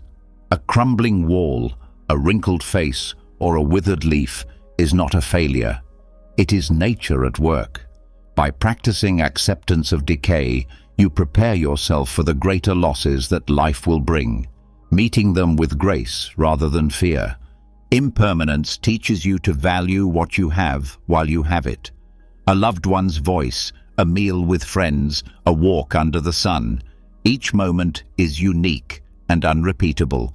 To see it as fleeting is to savor it more deeply. Many people miss the richness of life because they assume it will always be there. By remembering that nothing is guaranteed, you heighten appreciation. Gratitude expands, not because life becomes longer or more abundant, but because you finally notice what is present before it disappears. The lesson of impermanence also reshapes relationships. Attachment often breeds suffering because we cling as if people will never change, never leave, never die. But all relationships shift. Friends move away, children grow, partners evolve, and eventually all part. By facing this truth, you learn to love more freely without suffocating grasp. You stop demanding permanence and start cherishing presence. Instead of clinging in fear, you open your hands in gratitude for the time you share. This does not weaken love. It strengthens it because it is rooted in reality rather than illusion. Impermanence also dismantles the ego. The self you cling to today will not be the same tomorrow. Your preferences, beliefs, skills, and even appearance are constantly evolving. To hold tightly to a fixed identity is to fight against life itself. By practicing impermanence, you loosen the grip on the ego and allow yourself to grow. You become less defensive, less obsessed with preserving a static image, and more open to transformation. The Stoics understood this as aligning with nature. Since change is the law of the universe, wisdom lies in adapting gracefully. Another lesson comes from the impermanence of pain. When hardship strikes, it feels eternal, but nothing endures unchanged. By remembering that suffering too is temporary, you gain resilience. The Stoics taught that pain, no matter how intense, is limited in duration. Whether it ends quickly or eventually through death, it will not last forever.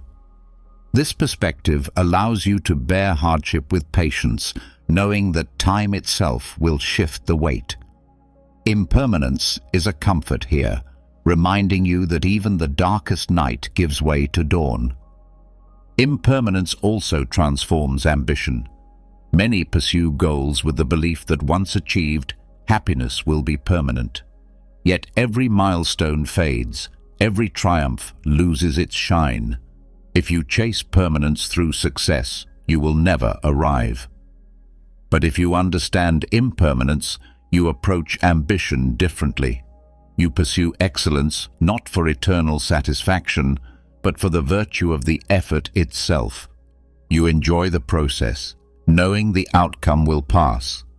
This frees you from disappointment when victories fade, because you never expected them to last forever. Material possessions are another field where impermanence instructs. Every object wears down, breaks, or disappears.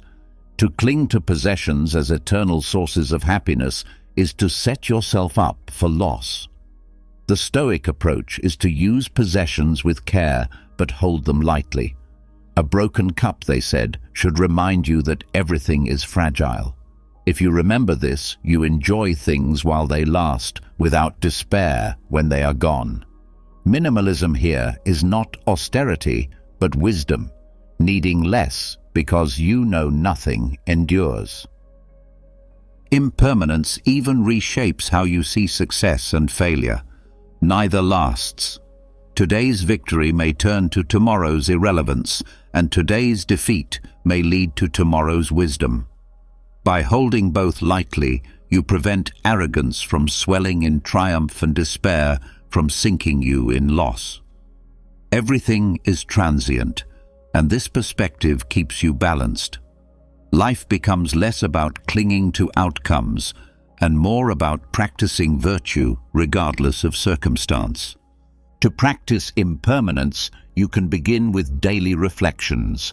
In the morning, remind yourself that the day will end, that every encounter is unique, that even your own thoughts and feelings will shift. At night, reflect on how much has already passed, how moments you thought permanent dissolved quietly. This repetition builds awareness until impermanence becomes second nature, no longer frightening but freeing. You learn to walk through life with open hands, ready to receive and ready to release. Art, too, can be a teacher. The Japanese practice of kintsugi, where broken pottery is repaired with gold, honors impermanence by highlighting cracks instead of hiding them. The Stoic heart resonates with this idea that change, breakage, and repair are not flaws, but part of beauty. To see imperfection as natural is to free yourself from the illusion that life must remain untouched to be valuable. By practicing this, You align with the truth that nothing is static and everything is precious in its passing form. Impermanence also brings humility. When you know that your body, possessions, relationships and achievements will fade, pride softens. You no longer build castles on sand. Instead, you focus on cultivating virtues, wisdom, courage, justice, temperance, because these qualities, though expressed through fleeting life, shape the way you move through impermanence itself. Virtue does not make you eternal, but it gives meaning to the temporary.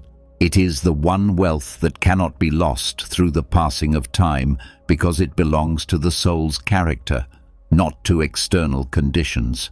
Facing impermanence also dissolves fear of change. Many resist transitions because they cling to what is familiar. Yet every new stage in life requires release. By practicing impermanence, you step into change with courage, knowing it is the natural order. Childhood gives way to adulthood, work gives way to rest, youth gives way to age. Instead of mourning what leaves, you can celebrate what arrives. Impermanence then becomes not a threat, but a rhythm, guiding you into new forms of growth. The ultimate lesson of impermanence is liberation. When you no longer cling to what must pass, you are free to love more deeply, to act more bravely, to live more fully. You stop hoarding moments as if they can be stored, and instead you pour yourself into them while they exist. Every breath becomes a miracle, every smile a treasure, every sorrow a teacher. To practice impermanence is to embrace life as a flowing river, never the same twice, yet always whole. This is why impermanence is the ultimate minimalist teacher. It strips away illusion, reveals what truly matters, and trains you to let go with grace. When impermanence becomes your teacher, you begin to let go more easily, not only of possessions and roles, but also of illusions that words often create. So much of what weighs on the mind comes not from external loss, but from careless speech. Arguments that never needed to happen, promises that were never possible, gossip that poisoned peace. If everything passes, why add unnecessary noise through words that do not serve? The Stoics understood that the tongue could clutter the soul more than any possession. To live simply also means to speak simply, and in learning to prune your words, you learn to prune the inner chaos that speech so often unleashes. Speech carries enormous power. Words can wound or heal, confuse or clarify, burden or lighten. Yet most people treat speech as casual, pouring out thoughts without discipline. This is not harmless, for every careless word stirs emotions, plants impressions, and feeds patterns in the mind. When speech is excessive, the mind becomes restless. When speech is restrained and intentional, the mind grows calmer. The Stoic practice of minimalism in speech is therefore not silence for its own sake, but a deliberate choice to let words serve wisdom rather than vanity. One of the first principles of this discipline is necessity. Ask before speaking, does this need to be said? Much of daily conversation is filled with words that add no value. Complaints repeated endlessly, judgments spoken without thought, chatter that fills silence but empties meaning. By choosing only what is necessary, you strip conversation of clutter. Necessary words are not always pleasant, but they are useful. They reveal truth. They guide action. They nurture understanding. When you train yourself to separate necessity from noise, your speech becomes weighty, carrying strength rather than scattering energy. Minimalism in speech also means honesty. The more lies or half-truths you speak, the more tangled your life becomes. Deception breeds anxiety because you must remember your fabrications and guard them. Simplicity dissolves this by anchoring your words in truth. The Stoics valued straightforwardness, speaking clearly without exaggeration or manipulation. This kind of honesty prunes chaos at its root. A truthful life requires fewer words to defend itself because truth stands without decoration. To say less but say it with sincerity is to live more lightly, both in speech and in conscience. Another aspect is restraint in judgment. Many waste words on gossip, criticism, or endless commentary on the lives of others. This habit not only harms those spoken of, but also poisons the speaker. The Stoics taught that much of what people discuss, rumors, scandals, opinions, is neither useful nor within one's control. To engage in such talk is to fill the mind with clutter. By practicing restraint, you conserve energy for what truly matters. You also cultivate peace in relationships because you are no longer the source of division through reckless judgment. Silence plays a central role in this discipline. Most people fear silence, rushing to fill it with noise. Yet silence is not emptiness. It is space for reflection, for listening, for presence. The Stoics valued listening more than speaking, understanding that wisdom enters through ears more often than through the tongue. When you allow silence, you not only free yourself from unnecessary words, but also create room for deeper connection. In silence, you hear more clearly both others and yourself. Minimalism in speech is as much about the words you do not say as the ones you do. The practice also extends to tone. Words may be few, but still destructive if spoken harshly. Minimalism in speech is not only about reducing quantity, but refining quality. Gentle words can carry truth more effectively than sharp ones. By pruning the harshness, you make space for kindness without sacrificing clarity. This balance calms not only those you speak to, but also your own mind. Anger expressed in speech often inflames anger within. Calm speech, even in difficult moments, cultivates inner steadiness. Discipline in speech also affects how you speak to yourself. Inner dialogue can be as noisy as outer conversation, filled with criticism, worry, and endless commentary. By practicing minimalism inwardly, you cut away unnecessary self-talk. You do not indulge in spirals of what if or if only. Instead, you keep your inner words simple, focused on what is in your power. This inner pruning directly shapes outer speech, because the quieter your thoughts, the clearer your words. There is also the matter of promises. People often bind themselves with commitments spoken lightly, agreeing to things they cannot or do not wish to fulfill. Each careless promise becomes a weight on the mind, a source of guilt or stress.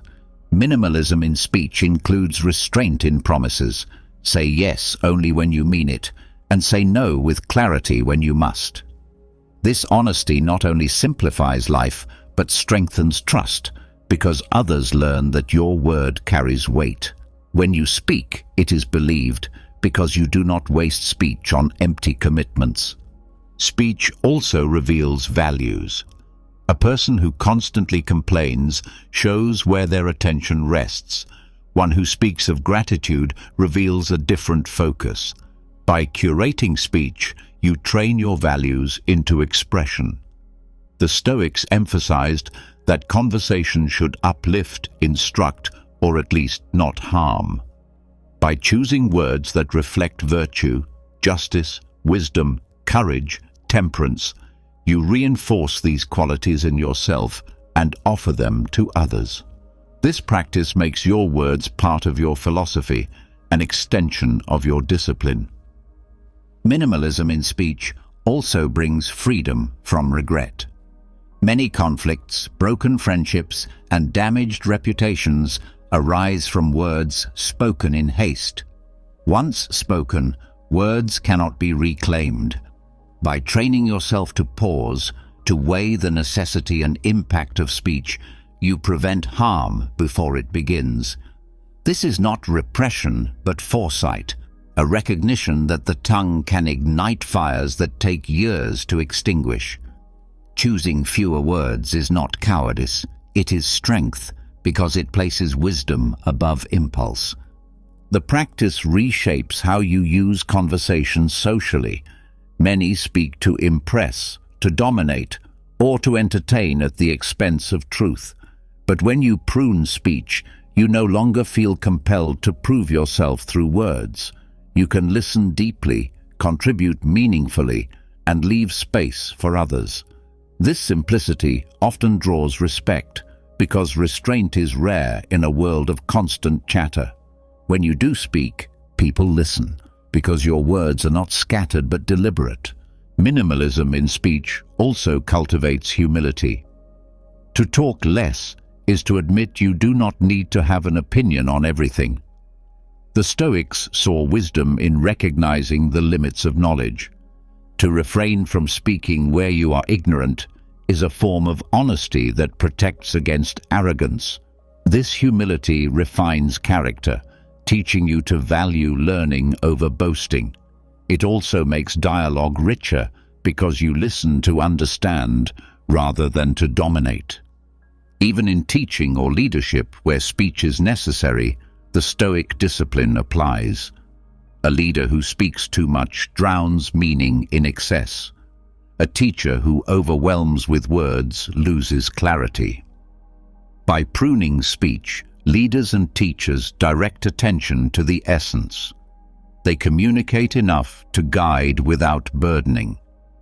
This economy of words respects both the listener's time and the truth itself, which rarely requires decoration. To practice minimalism in speech daily, begin with pauses. Before answering, breathe and ask whether the words you plan to speak serve necessity, truth, and virtue. If not, let them go. Another practice is to limit gossip deliberately, noticing how much energy is saved by refusing to join. You can also reflect at the end of the day, which words today created peace and which created chaos. Over time, this reflection shapes speech into a tool for harmony rather than noise. The fruit of this practice is a calmer inner life. When speech is disciplined, the mind follows. Less energy is wasted defending lies, regretting insults, or maintaining appearances. Relationships grow stronger because your words are clear, respectful, and honest. Your presence deepens because silence no longer feels like absence, but like richness. In this way, pruning words prunes inner chaos, leaving behind the simple strength of a life aligned with wisdom. Minimalism in speech, then, is not about muteness, but about mastery. It is the choice to let words serve truth and peace, to cut away excess, to live with clarity in both sound and silence. When words are few but meaningful, life itself feels lighter, freer, more focused. And in that simplicity of expression, you find not only the discipline of Stoicism, but the liberation of a mind unburdened by noise. When words become fewer and lighter, the noise within begins to settle. You no longer waste energy on gossip, exaggeration, or promises that chain you down. Yet even when speech is pruned, the mind often remains heavy with another kind of clutter, the need to control. So much of human restlessness comes not from what we say, but from the endless effort to bend life into our design. People wrestle with outcomes, push against events, and tighten their grip on matters that never belong to them. This grasping is not strength. It is exhaustion disguised as effort. The Stoics offered a radical form of minimalism here, to declutter influence itself, by separating what is within your power from what is not, and releasing the futile struggle against the uncontrollable. The core of this discipline is clarity. At every moment, there are two categories: things you can shape and things you cannot. Your actions, choices, attitudes, these are yours. The weather, the opinions of others, the turning of fate, these are not. Yet most people invert the order. They pour energy into what is outside their reach, begging the world to align with their wishes, while neglecting the one realm they truly command, their own conduct. This misplacement drains life of peace. By reclaiming clarity, you perform the ultimate act of decluttering, freeing your mind from battles that cannot be won. Letting go of control does not mean passivity. It does not mean refusing to act or withdrawing from life. It means precision of effort, focusing only where your influence is real. When you water a plant, you do not command the sun or the rain. You simply do what you can: tend the soil, provide care. Whether the plant thrives depends on forces larger than you. This attitude brings calm strength. You act fully, but without the panic of needing to guarantee outcomes. Effort becomes cleaner because it is not tangled with demands on the universe. One of the most common wastes of influence is in relationships. People try to control how others feel, what they think, or how they respond. They manipulate, argue, or pressure, hoping to shape another's inner world. But no one can control another's mind. The only influence you have is your own behavior, whether you listen with patience, speak with honesty, act with kindness. By focusing on your part alone, you free yourself from frustration. You also honor the freedom of others, allowing them to be as they are, rather than as you insist they must be. This shift transforms conflict into peace because expectation is replaced by acceptance. The same principle applies to reputation. Many burn themselves out protecting an image, trying to control how others see them. Yet perception belongs to others, not to you. At most, you can act with integrity, speak with truth, and hope that your character shines through. Beyond that, reputation is out of your hands. To cling to it is to waste energy on shadows. To release it is to find freedom, because your peace no longer rises and falls with the opinions of strangers. This practice also applies to success and failure. Outcomes are shaped by countless factors: timing, circumstance, chance, and the choices of others. To believe you can control all these elements is illusion. You can control your preparation, your effort, your persistence, but never the full result. By focusing only on what belongs to you, you protect your calm. When results are favorable, you accept them with gratitude. When they are not, you accept them without despair. Either way, you remain steady, because your identity rests not on outcomes, but on the integrity of your actions. Letting go of control also untangles fear. Anxiety often arises from imagining futures you cannot command. You picture disasters, betrayals, losses, and you try to strategize against every possibility. But the future is not yours. The only domain you hold is the present, the choices before you now. By bringing attention back to this moment, you strip fear of its power. You act where you can, and you release the rest. This is not naivety, but wisdom. You acknowledge the limits of your sphere and find peace in working within them. Another form of wasted effort lies in the attempt to control the passage of time.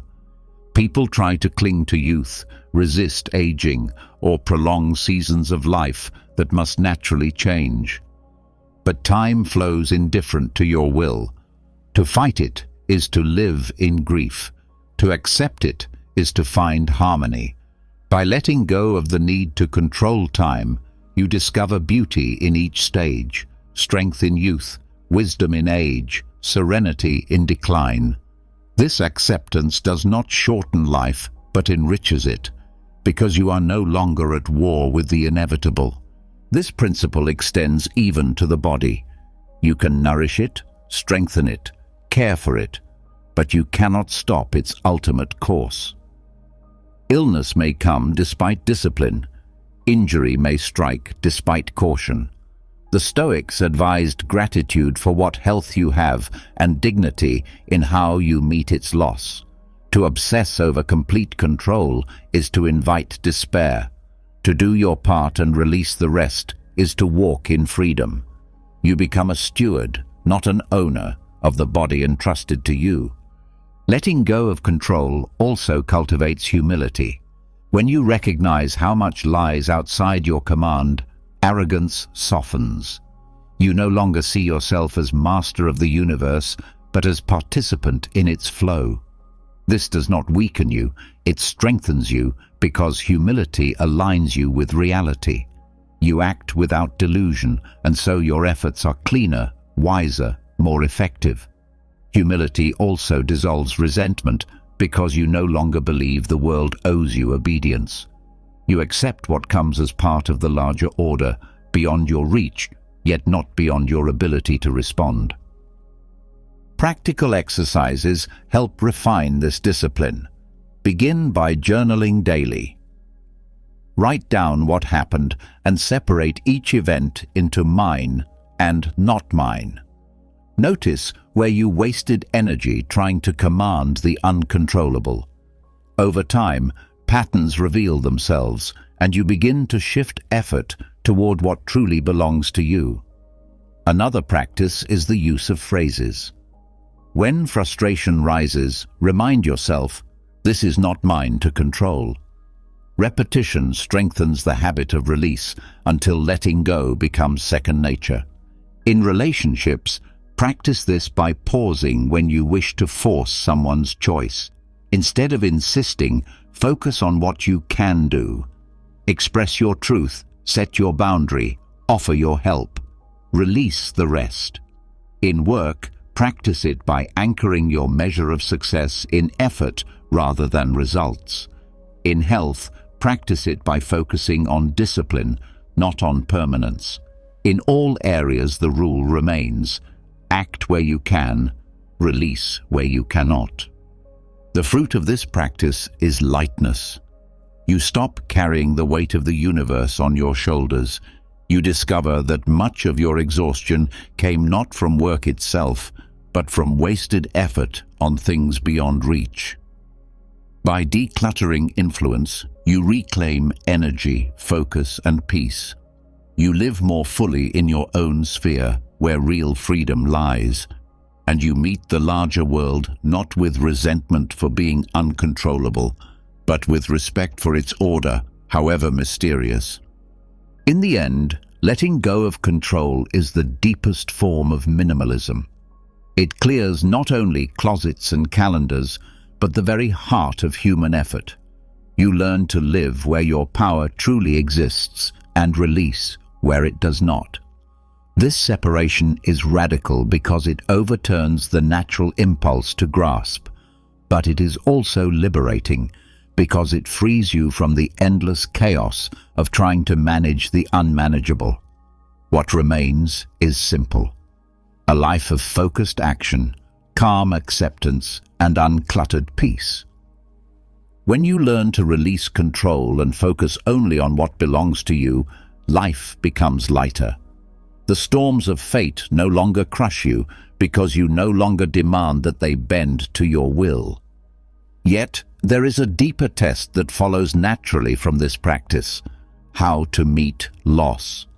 To let go of control is one thing, but to lose what you love, what you built, what you dreamed, that is where philosophy must step beyond theory. Here, the Stoics teach something profound: that loss itself can be carried with grace, even with beauty, when you learn to see it not as theft, but as part of the natural order. This is the art of losing beautifully. Loss touches every human life. Objects break, opportunities slip away, relationships end, and eventually life itself is returned. Most people resist loss fiercely. They grieve not only for what is gone, but for the illusion that it should have stayed forever. This resistance multiplies suffering. To practice losing beautifully is to accept loss as woven into the fabric of existence, not as a failure, but as a completion. It is to approach endings with dignity, seeing them as part of the whole rather than as insults to your worth. Objects provide the simplest practice ground. Possessions age, decay, or vanish. When you cling to them as if they define you, their loss feels like personal diminishment. Yet, when you remember that all objects are temporary companions, you can release them without bitterness. A cracked cup, a faded garment, a lost tool. These are not disasters but reminders that nothing material was ever meant to last. By letting go with calm, you transform what could have been frustration into a lesson in simplicity. Every broken object becomes a teacher of impermanence, showing you how to lose with elegance rather than resentment. The loss of opportunities cuts deeper. Paths not taken, doors that closed before you entered, moments that slipped away. These can weigh heavily if you believe life should have unfolded differently. But opportunity is like the wind. It blows where it will. You cannot hold every chance. To lose beautifully here means trusting that what passes was never truly yours to begin with, and that new paths will open if you keep walking. The past cannot be rewritten, but your response to it can be refined. Instead of drowning in what if, you learn to say, "This too belonged to my fate." Such acceptance frees you from endless replay and allows you to live fully in the possibilities that remain. The loss of people is the deepest of all. Relationships shape our hearts, and when death or separation comes, the absence feels unbearable. Yet even here, the Stoics remind us that nothing is stolen, only returned. Every person who enters your life is a gift on loan, not a permanent possession. To lose beautifully is to honor the time shared without collapsing into despair when it ends. This does not mean avoiding grief. Grief is natural and human. But beauty in loss appears when grief is joined with gratitude, when sorrow is balanced by the recognition that to have loved at all was a gift beyond measure. The heart learns to hold absence with tenderness, not bitterness, knowing that love remains even when presence is gone. Losing beautifully also means refusing to let loss harden you. Many respond to pain by closing, by building walls, by refusing to risk again. But true grace lies in staying open, even after loss. The Stoics saw that vulnerability to change is part of life's design. By remaining open, you do not deny the possibility of future pain, but you also allow the possibility of future joy. Losing beautifully, then, is not only about how you meet endings, but also about how you prepare for beginnings. Each loss becomes a teacher of resilience, showing you that you can endure and even flourish without clinging. There is an aesthetic dimension to this practice. To lose beautifully is to approach loss not only with resilience, but with artistry. Just as a dancer turns even falling into part of the performance, so can you treat loss as an expression of dignity. Instead of raging, you bow to what is gone. Instead of despair, you cultivate calm. This composure is not coldness, it is elegance. It shows that you have understood the nature of life, that endings are not mistakes, but necessary movements in the larger design. Practical exercises can strengthen this skill. One is deliberate rehearsal. Reflect regularly on what you might lose. your possessions, your health, your relationships. This is not pessimism, but preparation. By imagining loss ahead of time, you soften its sting when it comes. Another practice is gratitude in the present. When you look at what you have, remind yourself that it will not last and love it more deeply now. This way, when it passes, your memory is not of neglect, but of presence. Finally, practice release in small ways. Give away what you no longer need, end habits that no longer serve you, step lightly from attachments that weigh you down. Each act trains the soul to lose with peace. The art of losing beautifully also alters your view of identity. Many cling to roles, achievements, or stories of who they are. When life strips these away, they feel destroyed. But if you learn to let go of identities as they fade, you see that the self is not a fixed possession, but a flowing process. You lose roles, but you remain. You lose achievements, but you remain. To lose beautifully here means to accept change in selfhood, to see each ending as the clearing that allows a new chapter to grow. In the realm of ambition, losing beautifully protects against despair. Every pursuit carries risk of failure, and failure is simply loss in another form. Many collapse under it, seeing it as final judgment. But to lose beautifully in failure is to meet it with composure, to treat it as a teacher rather than a curse. You examine what can be learned, release what cannot be changed, and carry forward with dignity. This transforms failure from shame into refinement, from destruction into growth. Even in the face of mortality, the art of losing beautifully reaches its highest form. Life itself is a possession we cannot keep. To resist this truth is to live in fear. To embrace it is to live fully until the last breath. The Stoics practiced this perspective constantly, reminding themselves that death is not theft, but completion. To die beautifully is to return life with grace, grateful for the time it was loaned, unafraid of its return. This is the ultimate expression of minimalism, releasing not only objects, roles, and relationships, but life itself, with serenity. The deeper gift of this practice is liberation. When you know how to lose beautifully, fear loses its grip. You no longer cling desperately to what must pass, nor waste energy fighting endings. Instead, you move through life lightly, ready to love fully, but also ready to release. This makes your joys deeper, because you are no longer haunted by their impermanence.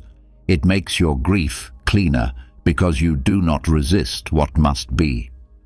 And it makes your character steadier, because you stand rooted not in possessions or outcomes, but in wisdom. Losing beautifully is not about pretending that pain does not exist.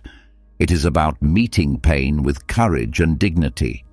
It is about finding elegance in endings, peace in impermanence, and gratitude in what has been given. By practicing this, you transform loss from an enemy into a companion, a guide that shapes your soul into one capable of grace under all conditions.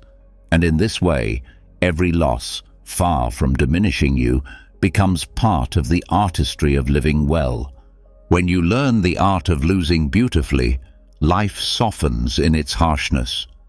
You begin to see that endings, though painful, can carry their own kind of elegance.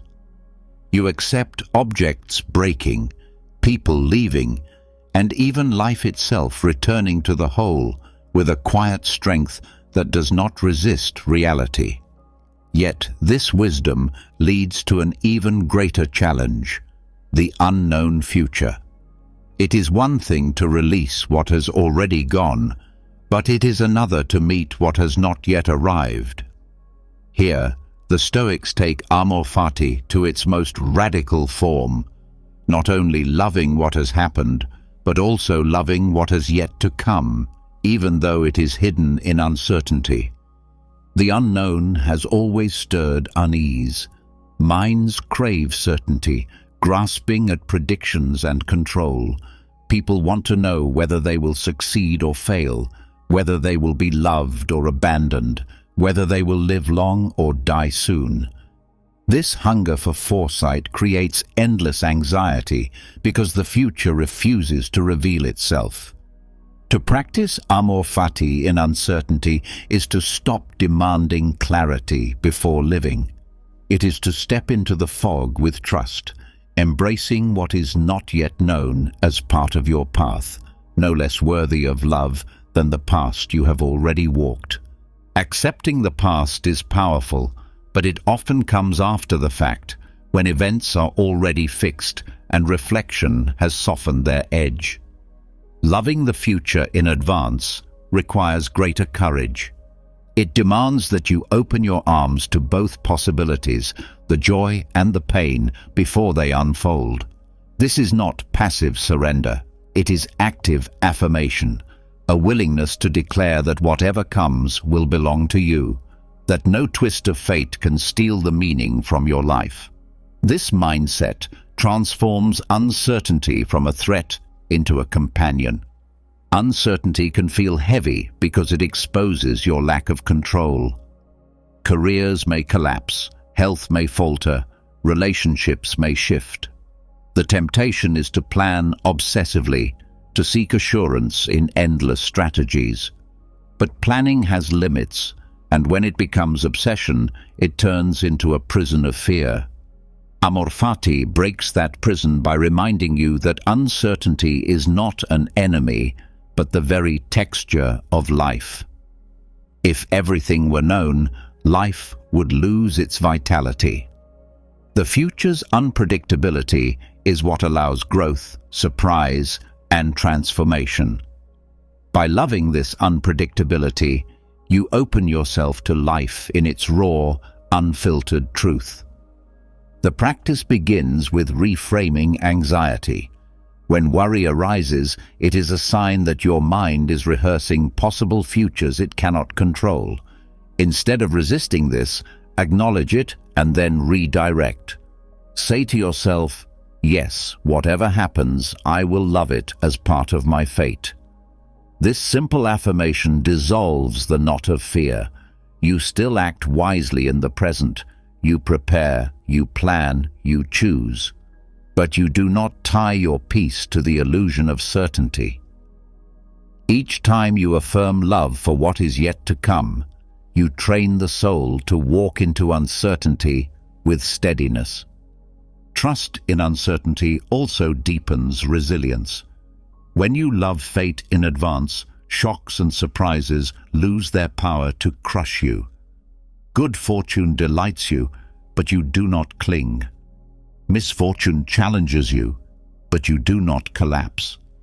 Both are embraced as necessary pieces of the larger design. This balance makes you unshakable because you have already declared allegiance to life in all its forms. By removing the condition that the future must match your desires, you free yourself from the endless cycle of disappointment. Relationships offer one of the richest areas to practice this. No connection comes with guarantees. To love someone is to step into uncertainty, whether they will stay, whether they will change, whether they will leave. Many suffocate relationships by trying to control this uncertainty, demanding promises of permanence.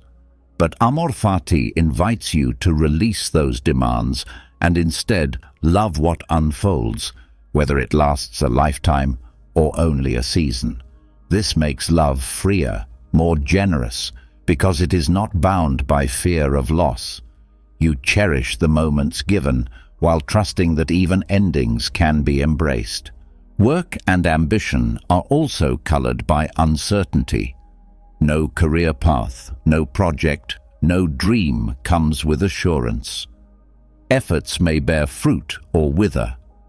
Many are paralyzed by this, afraid to begin unless success is guaranteed. But by loving fate in uncertainty, you free yourself to act boldly. You pursue with vigor, not because you know the outcome, but because the act itself is worthy. Whatever result follows, you embrace it as part of your journey. This liberates ambition from fear and turns it into pure engagement with life. Health, too, is steeped in uncertainty. You may exercise, eat wisely, and care for your body, yet illness may come without warning. Many live in dread of this, waiting for signs of decline. But Amor Fati teaches you to accept health and sickness alike as part of the rhythm of existence.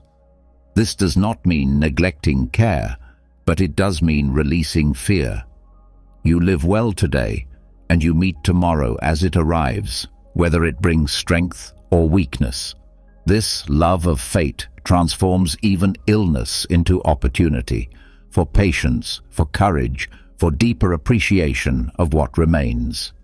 The practice of loving uncertainty is not naive optimism. It does not deny that the future may bring suffering. It acknowledges it fully and still chooses affirmation.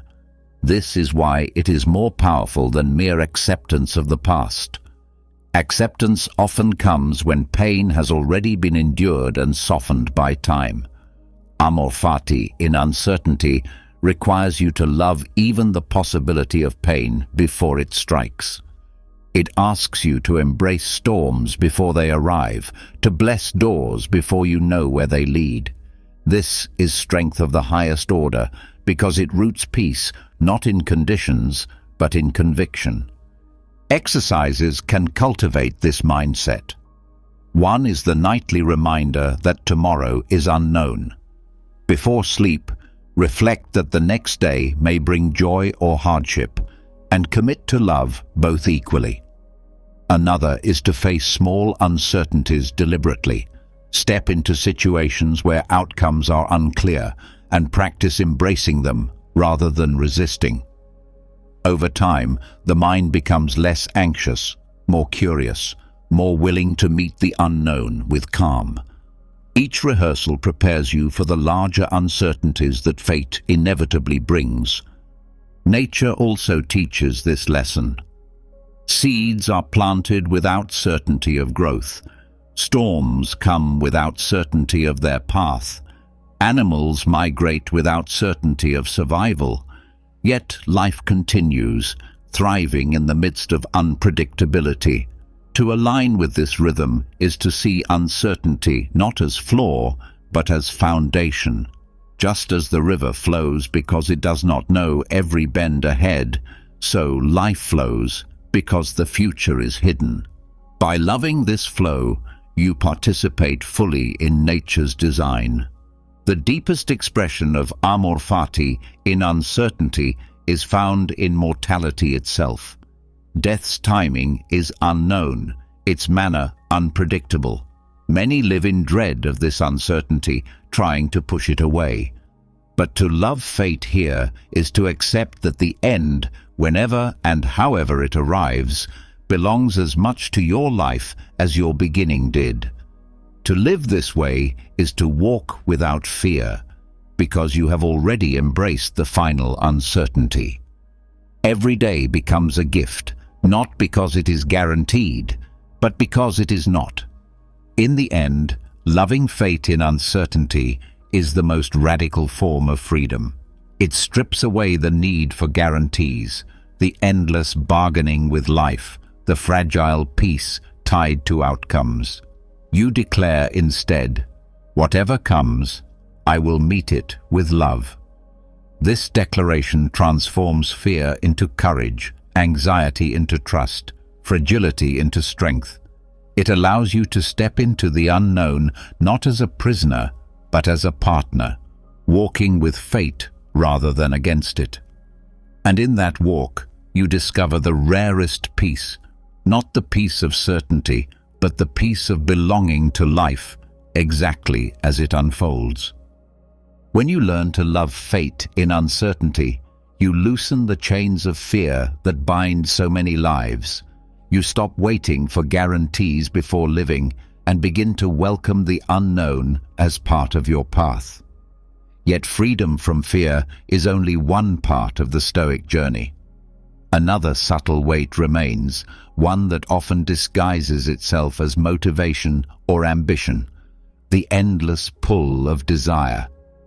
Even when possessions are simplified, the mind can still be cluttered with cravings for status, admiration, recognition, or the next great achievement. To live simply requires not only clearing physical excess, but also decluttering the inner landscape of wants. This is the art of reducing desire itself, leaving only what aligns with reason and virtue. Desire is powerful because it hides behind noble words. Ambition is praised as drive, recognition is mistaken for success, and prestige is often confused with dignity. Yet these desires enslave when they grow unchecked.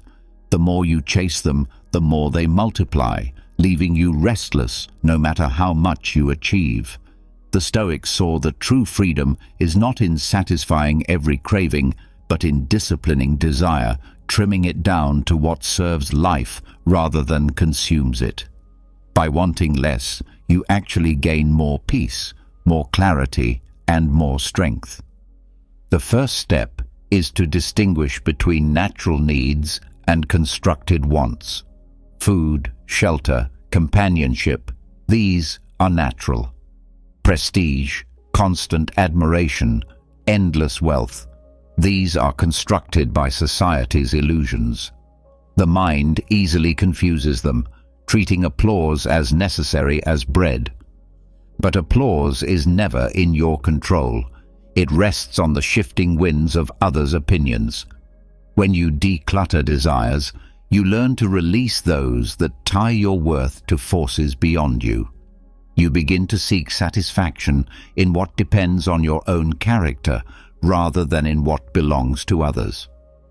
Ambition often feels productive, but it can be a subtle form of bondage.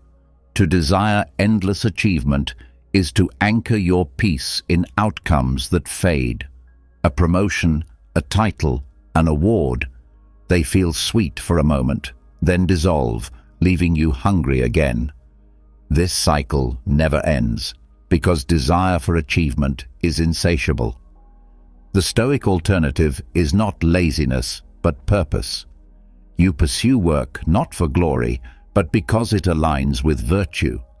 Success is welcomed if it comes, but it is not the source of identity. By decluttering ambition, you make space for excellence in effort rather than endless hunger for recognition. Prestige is another heavy burden. To seek honor is to hand control of your happiness to the crowd. One day they praise, the next they condemn. Many waste their lives tailoring themselves to win admiration, only to discover that admiration is fickle and fleeting. The Stoics taught that prestige is indifferent. It adds nothing to the soul's worth. True dignity comes from living justly, wisely, and with courage, regardless of applause. When you shed the craving for prestige, you stop performing for an audience and start living for truth. This is a deeper form of minimalism, stripping away the illusion that value comes from others' approval. Recognition is closely tied to ego.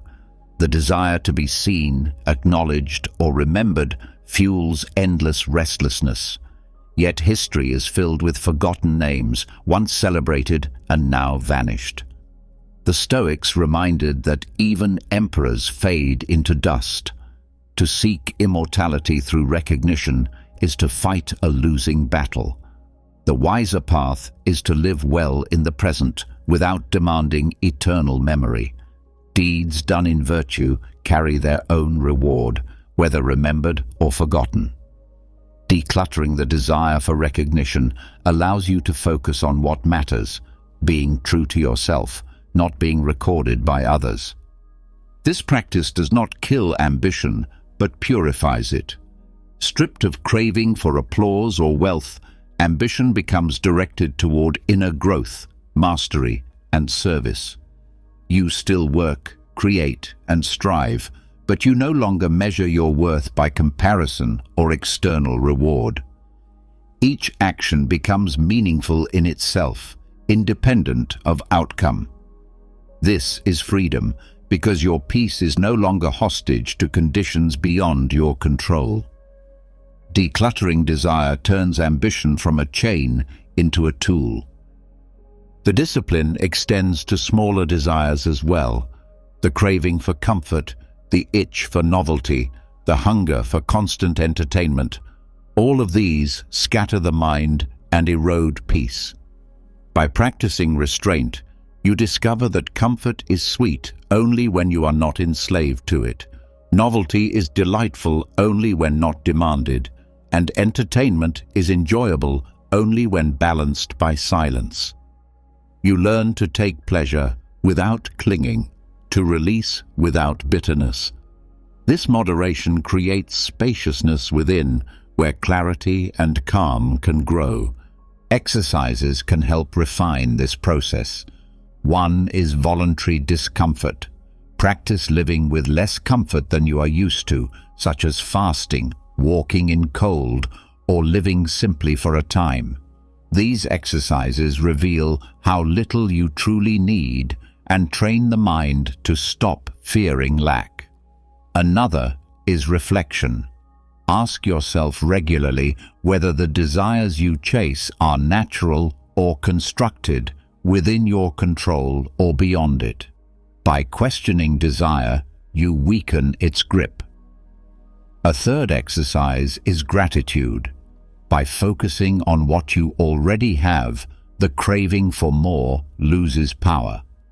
Gratitude declutters the restless mind by reminding you of abundance in simplicity. The deeper reward of this practice is peace. When desires are many, the mind is noisy, pulled in countless directions. When desires are few, the mind becomes still, focused, content. You no longer feel torn between endless cravings. You can live with clarity. This peace is not dullness, but richness, because it allows you to savor what is present without always reaching for what is absent. It makes each moment fuller because it is not clouded by dissatisfaction.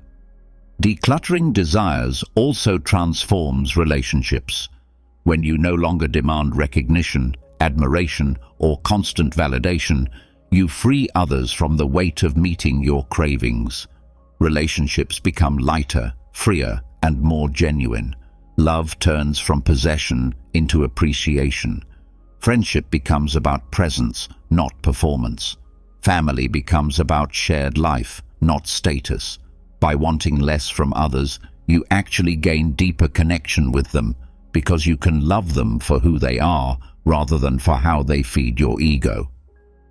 Even in solitude, this discipline brings strength. Many fear being alone because their desires are external. They need constant attention, entertainment, or distraction. But when desires are pruned, solitude becomes peace. You are no longer restless without noise or company because you are content within yourself. This self-sufficiency is the foundation of resilience. A person who desires little is unshakable because their peace does not depend on conditions outside their soul. Decluttering desires ultimately clarifies purpose. Life becomes less about chasing illusions and more about living with integrity. You stop scattering energy across countless wants and concentrate it on what aligns with reason and virtue. This concentration brings power. Like a river freed from diversions, your energy flows with greater force. You act not out of craving, but out of clarity, and your life reflects depth rather than distraction. In the end, minimalism of desire is the highest form of wealth. To own fewer things simplifies the house, but to want fewer things simplifies the soul. To be satisfied with enough, to act without craving prestige, to live without demanding recognition. This is true abundance. It is not that you give up life, but that you stop cluttering it with illusions. What remains is pure peace, presence, and freedom. And in that freedom, you discover that to want little is to have everything. When desires are decluttered and the restless hunger for status, recognition, or endless ambition falls silent, a new kind of clarity begins to appear. Yet even with inner simplicity, the world outside still shouts. Every culture is saturated with noise, advertisements urging you to buy what you don't need, political storms demanding your outrage, and digital distractions designed to keep you scrolling, watching, and consuming. Even if you free yourself inwardly, this outer storm presses in, trying to pull you back into craving, reaction, and distraction. It is here that Stoic minimalism becomes not just a personal practice, but an act of rebellion. The deliberate refusal to be ruled by cultural noise. Cultural noise is not simply background chatter. It is the constant pressure to conform, to define yourself by possessions, affiliations, or opinions that are fed to you. It tells you what to desire, what to fear, what to admire, and even what to hate. Left unexamined, it can drown out your own reason, replacing authentic choice with borrowed impulses. The Stoics recognized this danger in their own time. Rome, like our modern world, was filled with spectacles, propaganda, and luxury that could sweep people away from virtue. Their response was resistance. Not loud protest, but quiet refusal, choosing simplicity over excess, clarity over noise, and virtue over conformity. Consumer culture is one of the loudest forms of this noise. It thrives on dissatisfaction, whispering that you are never enough unless you buy more, upgrade more, accumulate more. The cycle is endless. Once you acquire what is advertised, desire shifts to the next thing. This constant consumption feeds neither peace nor joy, but anxiety and emptiness. To resist this, Stoic minimalism cuts through the illusion. You learn to see possessions as tools, not trophies, and to measure wealth not by accumulation, but by sufficiency. By stepping outside the cycle of endless consumption, you reclaim freedom. Every refusal to buy what is unnecessary is a small act of rebellion against a culture that profits from your restlessness. Political noise is another form of cultural clutter. Societies often demand constant outrage, constant division, constant allegiance to factions. People are urged to define themselves by slogans and group identities, losing sight of their individual reason and shared humanity. The Stoics warned against being swept into the passions of the crowd, where anger and fear dominate. They urged focus on justice and virtue rather than blind partisanship. To resist political noise is not to withdraw from responsibility, but to act with clarity instead of reacting to manipulation. It means stepping back from the frenzy of endless debate and anchoring yourself in principles that do not shift with the tides of popular opinion. Digital noise, perhaps the most pervasive today, floods attention every waking hour.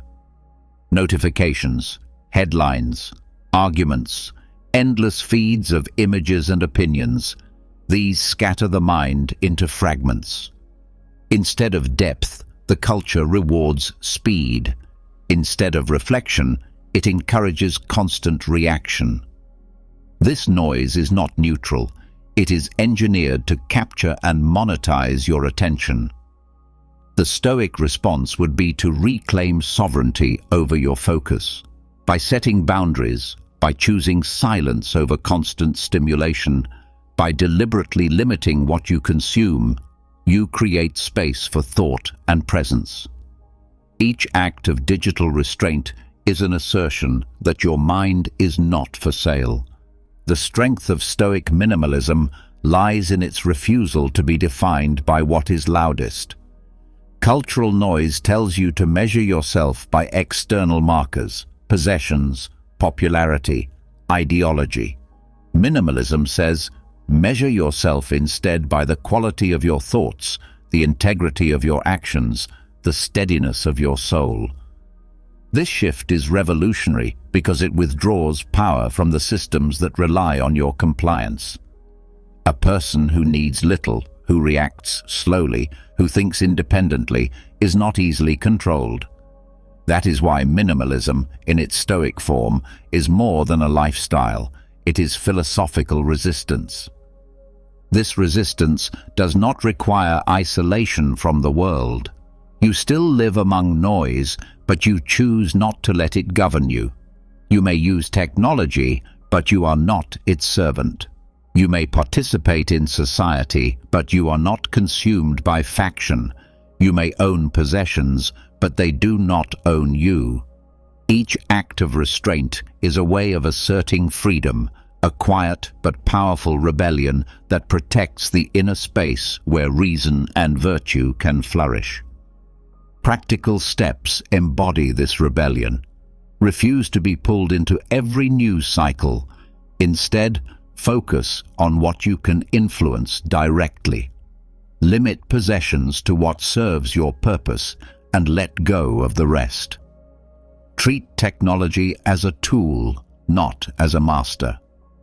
Practice silence daily, creating distance from the constant roar of culture. And above all, examine desires carefully, asking whether they are truly yours or whether they have been planted by voices that profit from your dissatisfaction. The reward for this resistance is clarity. When the noise fades, even for a moment, you rediscover your own voice. You can think without being pushed, act without being manipulated, and live without being consumed. The world may continue its shouting, but you walk through it calmly, not because you are indifferent, but because you have chosen not to be ruled by it. This is the essence of Stoic rebellion, not loud defiance, but quiet mastery.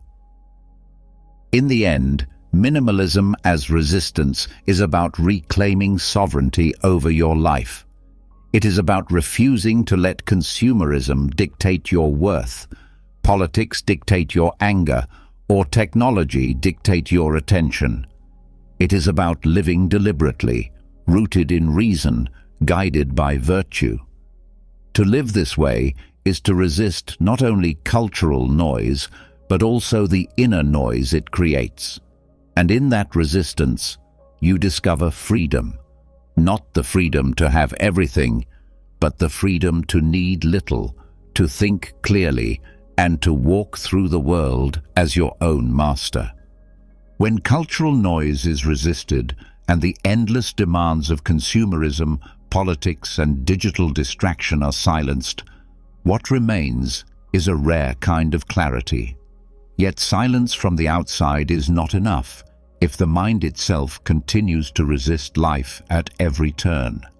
Even without external clutter, many people live with inner friction. The constant grinding of, "This should not be happening," or "Life would be better if only things were different." This is where Amor Fati reaches its most transformative power. By learning to treat every obstacle as part of the path, you begin to move with life instead of against it. The result is a frictionless mind, one that flows with events instead of exhausting itself in resistance.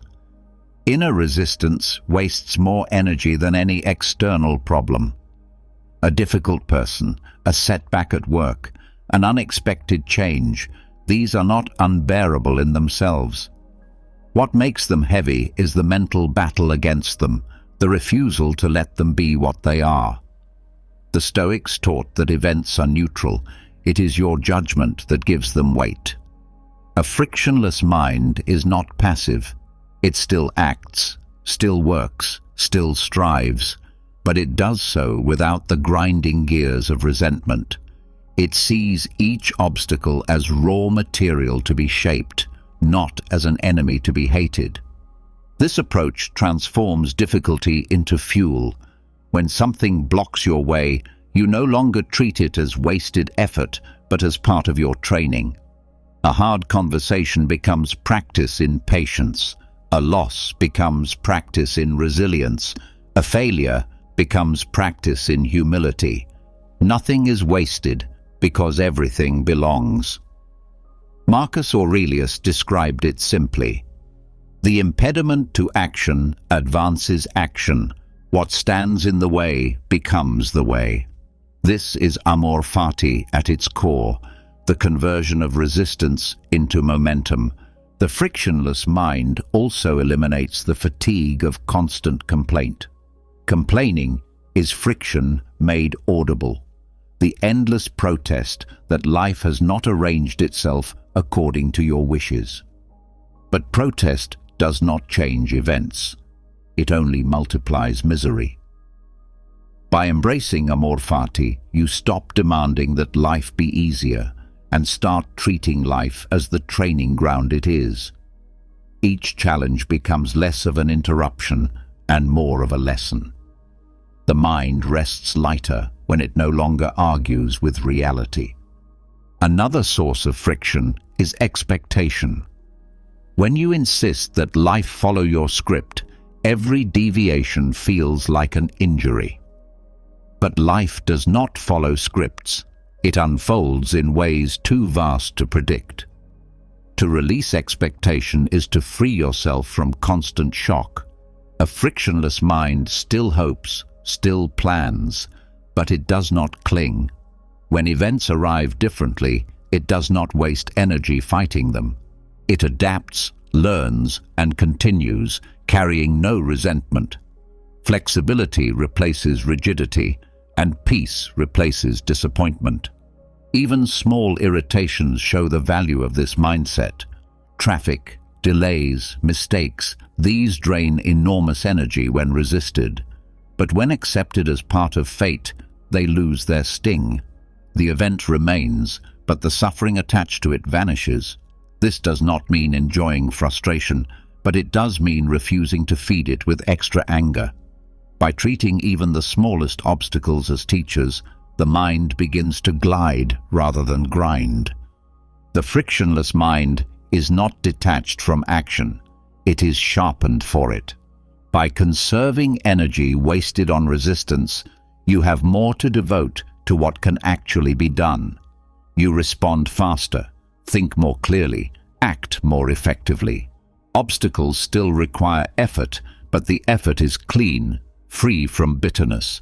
Like water flowing around rocks, you move forward without being broken. This clarity of effort is what allows you to find flow, even in difficulty. Relationships also benefit from this practice. Much of human conflict comes from resisting how others are. People spend years wishing someone would change, resenting them for not fitting an ideal. But you cannot control others. You can only control yourself. By accepting others as they are, you remove the friction of unrealistic demands. This does not mean tolerating harm without boundary, but it does mean meeting people as they are rather than wasting energy wishing they were different. Relationships grow calmer when friction is removed, and connection deepens when acceptance replaces resistance. The same applies to yourself. Many people live in constant battle with their own nature, regretting past mistakes, resenting current flaws, fearing future weakness. This inner friction drains peace. But if you embrace Amor Fati, you begin to see even your imperfections as part of the path. Mistakes become teachers, flaws become challenges for growth, and fears become opportunities for courage. By treating yourself with the same acceptance you extend to fate, you move with your own life rather than against it. The practice of creating a frictionless mind requires daily attention. One method is to pause when resistance arises and ask, "Can I use this instead of fighting it?" This reframes the obstacle as material for growth. Another method is reflection.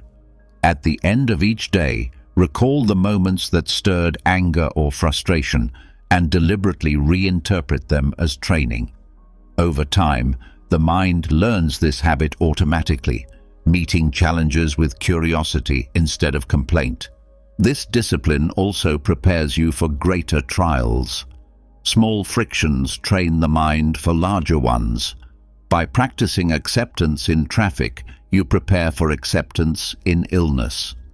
By practicing patience with minor delays, you prepare for patience in serious loss. The frictionless mind is built gradually, one moment at a time, until even the heaviest challenges find you steady and unbroken. At its deepest level, the frictionless mind is about harmony with the universe. Resistance comes from the illusion that life is supposed to serve your will. Flow comes from realizing that you are part of a larger order, moving with it rather than against it. When you stop demanding that life remove every obstacle, you discover that obstacles are part of life's very design.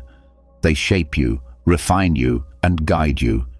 To love them is to align yourself with reality. The reward for this practice is freedom from wasted energy. Instead of burning out in resistance, you move forward with calm strength. You stop grinding against what cannot be changed and start using everything that happens as fuel. Life remains unpredictable, but you are no longer thrown off course. You move like water, flowing through difficulty, carrying peace within, even as storms rage outside. This is the essence of Amor, Fati. Not just acceptance, but transformation. Obstacles do not vanish, but they no longer bind you. They become the very material of your growth, the current that carries you forward. And when the mind flows like this, without friction, without waste, without resistance, you discover the rarest form of freedom, the ability to live fully in harmony with fate, unbroken and unhindered, no matter what arises. When the mind learns to move without friction, life feels lighter. Obstacles no longer sap strength, but become part of the flow, and resistance no longer consumes energy. Yet even in this freedom, another subtle fear often lingers in the background, the fear of losing comfort, wealth, or security. Many people, even when outwardly calm, live with a hidden anxiety that disaster might strip them of what they rely on. This fear weakens the soul because it ties peace to possessions and circumstances. The Stoics knew this well, and they devised a practice to break the hold of such fear: voluntary poverty. By deliberately living with less, even when more is available, you inoculate yourself against deprivation and awaken a deeper gratitude for what you already have. Voluntary poverty is not a celebration of misery. It is a drill, a rehearsal, a philosophical exercise. Seneca described it clearly. Set aside a few days to eat coarse food, to wear rough clothing, to sleep simply, and then ask yourself, is this what I feared? The point is not self-punishment, but freedom. By experiencing simplicity firsthand, you discover that survival does not require endless luxury.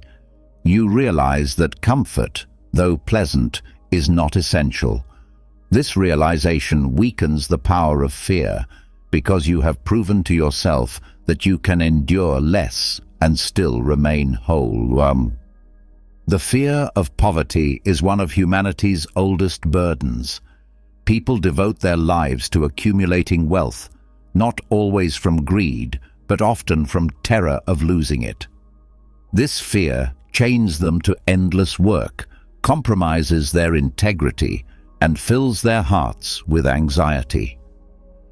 Voluntary poverty strikes directly at this chain. By stepping into simplicity willingly, you train the mind to see that poverty is not a monster, but simply a different condition of living. Once you know you can endure it, the fear that once ruled you dissolves. You may still prefer comfort, but you no longer depend on it for peace. This practice also awakens appreciation. When you return from days of simplicity to your normal life, ordinary things feel extraordinary. Plain food tastes rich, clean clothing feels luxurious, a safe home feels like abundance. Comfort ceases to be invisible and becomes a gift. By stepping away from it deliberately, you learn to see it with new eyes. Gratitude grows not from constant gain, but from remembering how little is truly required. Voluntary poverty resets the mind, stripping away numbness and replacing it with awe at the simplest blessings. There is also a moral dimension to this practice. Wealth often separates people, creating illusions of superiority. But when you live simply, even temporarily, you reconnect with the universality of human experience. Hunger, cold, and roughness are conditions shared by countless people throughout history and even in the present. Voluntary poverty humbles the ego and reminds you that dignity is not measured by possessions, but by character. This humility strengthens compassion, because you no longer see yourself as distant from those who have less. Voluntary poverty also disciplines desire. Luxury breeds new cravings, each one louder than the last. When you feed the appetite endlessly, it grows insatiable. By withdrawing from it, you silence the noise. You rediscover sufficiency, the feeling that this is enough. This discipline not only simplifies life, but strengthens resilience. If fate removes wealth or comfort against your will, you will not collapse, because you have already practiced living without them. You have turned poverty into familiar ground, and familiarity dissolves fear. Practical application is simple but powerful. Choose a period of time, perhaps a few days each month, where you eat the simplest food, wear plain clothing, and live with minimal comfort. During this time, reflect deliberately. Is this unbearable, or is it survivable? Most often, the realization comes that life remains intact, dignity remains intact, and peace is still possible. This practice is like a vaccine. Small doses of discomfort prepare you for larger trials. This exercise can also extend beyond possessions to conveniences. Walk instead of driving, sleep without excess comfort, disconnect from technology. Each practice sharpens awareness of how much you rely on ease and how little you truly need it. Each time you discover that peace survives without comfort, your freedom expands. You are no longer hostage to convenience. You can use it when available, but release it when absent. The wisdom of voluntary poverty lies in its paradox. By choosing less, you gain more. You gain freedom from fear, gratitude for abundance, compassion for others, and resilience against hardship. You discover that possessions and comfort are not the foundation of peace, but only additions to it. The true foundation lies in virtue, in clarity, in the strength of the soul. By practicing with less, you prove to yourself that this foundation holds firm no matter what fate brings. The deepest reward is confidence. Many people live in quiet dread of losing everything, but those who have rehearsed poverty carry a calm certainty. They know that even if stripped of wealth, they will endure. They have already tested themselves in the crucible of simplicity. They no longer beg fate for guarantees because they have made themselves stronger than circumstance. This confidence is unshakable because it does not rest on external security but on inner resilience. Voluntary poverty is not about glorifying suffering, but about removing illusion. It exposes the false belief that peace depends on luxury, that dignity depends on wealth, that happiness depends on endless comfort. It teaches that less is survivable and sometimes even liberating. It inoculates against fear and awakens gratitude, not by theory, but by experience. And in this way, it becomes one of the most powerful Stoic drills, an exercise that prepares you for life's uncertainty with calm, with courage, and with freedom. When you practice voluntary poverty and discover that life remains whole even with less, fear begins to loosen its grip. You realize that comfort and luxury are optional, not essential, and that strength comes from within rather than from possessions. But there is another form of excess that weighs heavily on modern life, one that no closet can contain: the overcrowded calendar. Many people are not crushed by hunger or poverty, but by busyness, rushing from one commitment to another until their days blur into exhaustion. If Stoic minimalism trains you to need less in material terms, then its rarest and perhaps most radical form is to need less in terms of time commitments. A minimalist calendar is not empty idleness. It is the deliberate act of reclaiming silence and margin, of choosing fewer obligations so that life can be lived with presence and depth. Time is the one resource that cannot be replaced. Every possession can be regained, every opportunity reattempted, but an hour spent is gone forever. Yet most people treat time as though it were infinite, filling it with endless obligations, meetings, and distractions. The result is not a richer life, but a thinner one, stretched too tightly to allow reflection or rest. The Stoics knew that wasting time is the greatest poverty. Seneca wrote that people are careful with their money, yet careless with their time, even though time is infinitely more valuable. A minimalist calendar seeks to reverse this error by treating hours as treasures, guarded against needless consumption. The problem is not only external demands, but also internal fear. Many overfill their calendars out of anxiety, fear of missing out, fear of being unproductive, fear of disappointing others. But this fear enslaves. The Stoic practice offers a different measure.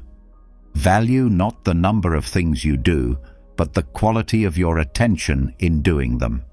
An uncluttered schedule is not laziness, but wisdom, because it allows for deliberate action instead of scattered reaction. A full calendar may look impressive, but a calm calendar leads to a richer soul. Silence is one of the greatest gifts of a minimalist calendar. In silence, the mind has space to breathe, to notice, to reflect. Without silence, thought becomes shallow, lost in noise. The Stoics treasured silence because it allowed them to examine their impressions, to distinguish truth from illusion, and to anchor themselves in reason. Today, silence is rare, drowned by endless activity. To reclaim it requires courage, the courage to say no, to leave gaps, to resist the pressure of busyness. Each block of silence on the calendar is not empty but full of reflection, of presence, of clarity. Margin is equally essential. Margin is the space between commitments, the breathing room that prevents life from becoming a relentless march. Without margin, even small disruptions cause chaos. A delayed train, an unexpected call, a moment of fatigue, all become crises in an overfilled schedule. But with margin, life absorbs these disruptions without collapse. Margin allows for flexibility, for spontaneity, for humanity. The Stoics valued preparedness, but they also valued adaptability. A minimalist calendar, with its built-in space, reflects this wisdom. It gives you strength, not by filling every moment, but by leaving room for the unexpected. Another benefit of a minimalist calendar is depth. When your time is scattered across too many tasks, none of them receive full attention. But when you choose fewer commitments, you can give yourself fully to each one. This is the essence of Stoic focus, to do what is before you with excellence, without distraction. Depth of presence transforms ordinary actions into meaningful ones. A conversation becomes richer, a task more satisfying, a walk more restorative. Life feels fuller, not because you did more, but because you did what mattered with presence. This discipline also reshapes relationships. Many people fill their calendars with obligations to appear busy or important, leaving little room for genuine connection.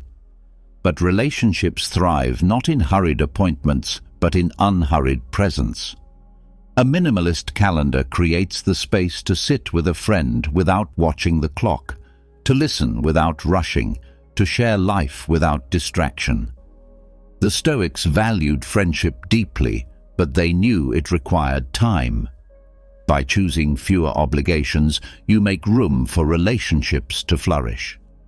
The minimalist calendar also protects against burnout. Overcommitment exhausts the body, scatters the mind, and dulls the spirit. People collapse not only from great tragedies, but from the relentless weight of small obligations stacked without rest. The Stoics taught moderation in all things, and this includes time. To moderate the calendar is to preserve energy for what matters most. It is to recognize that saying yes to everything is a form of self-betrayal because it leaves no room for reflection, for virtue, or for joy. Practical exercises can help reclaim the calendar. One is the discipline of refusal.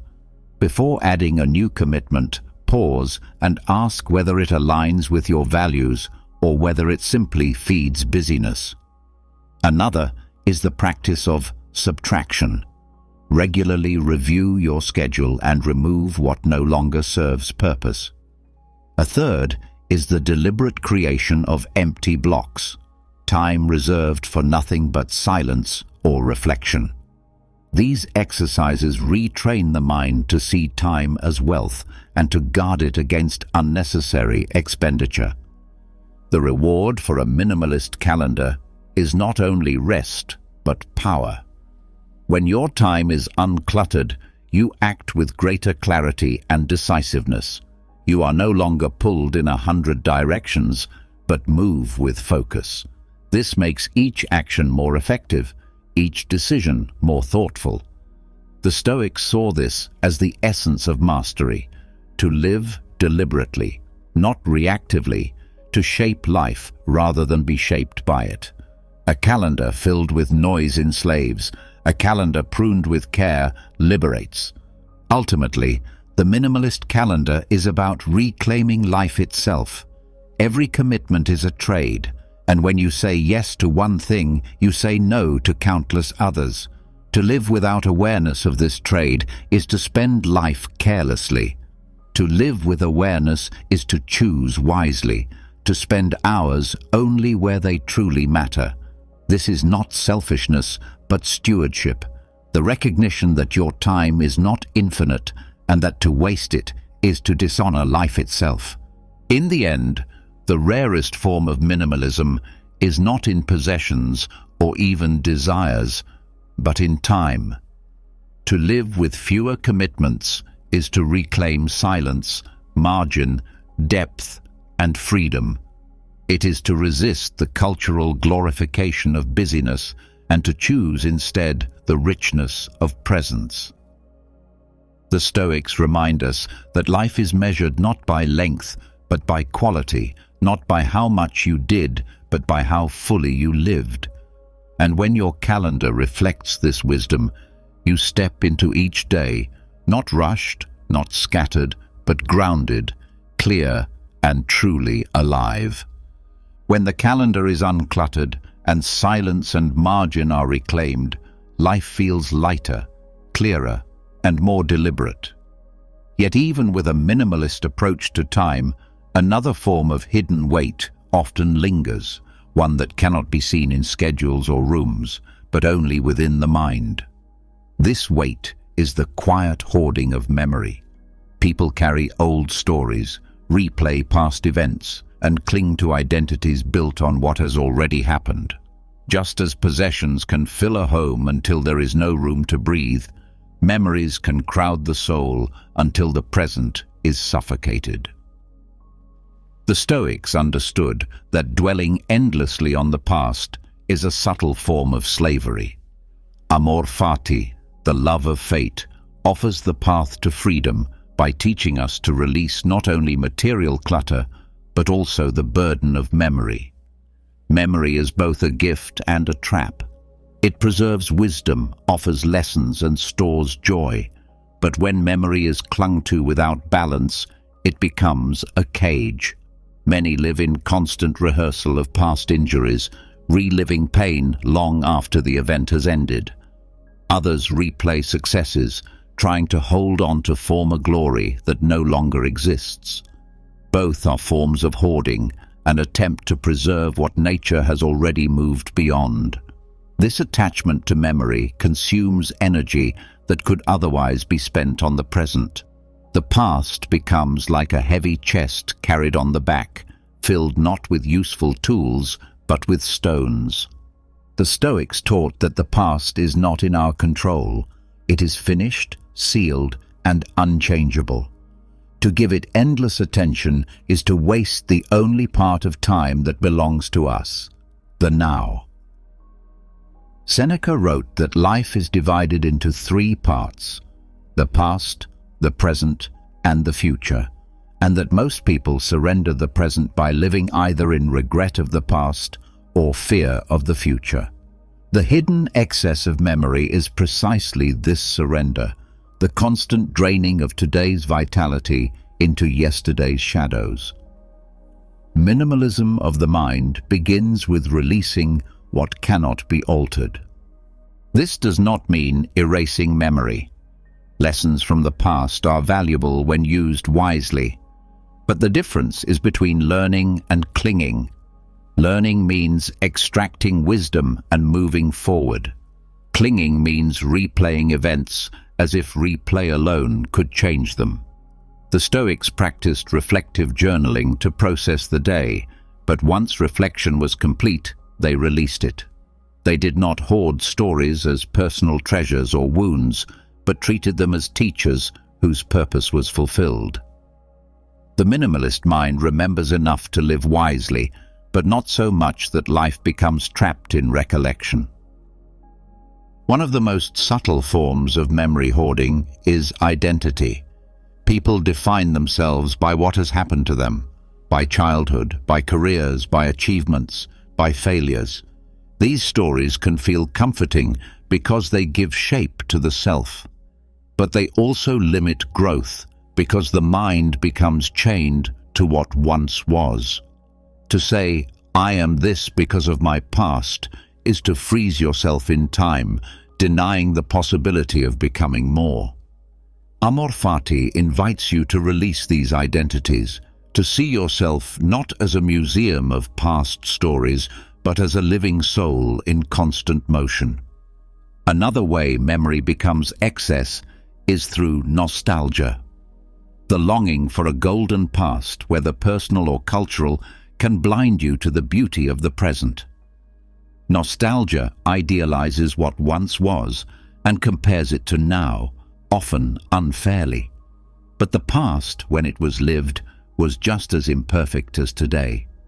To dwell in nostalgia is to mourn illusions, missing the real richness of what stands before you.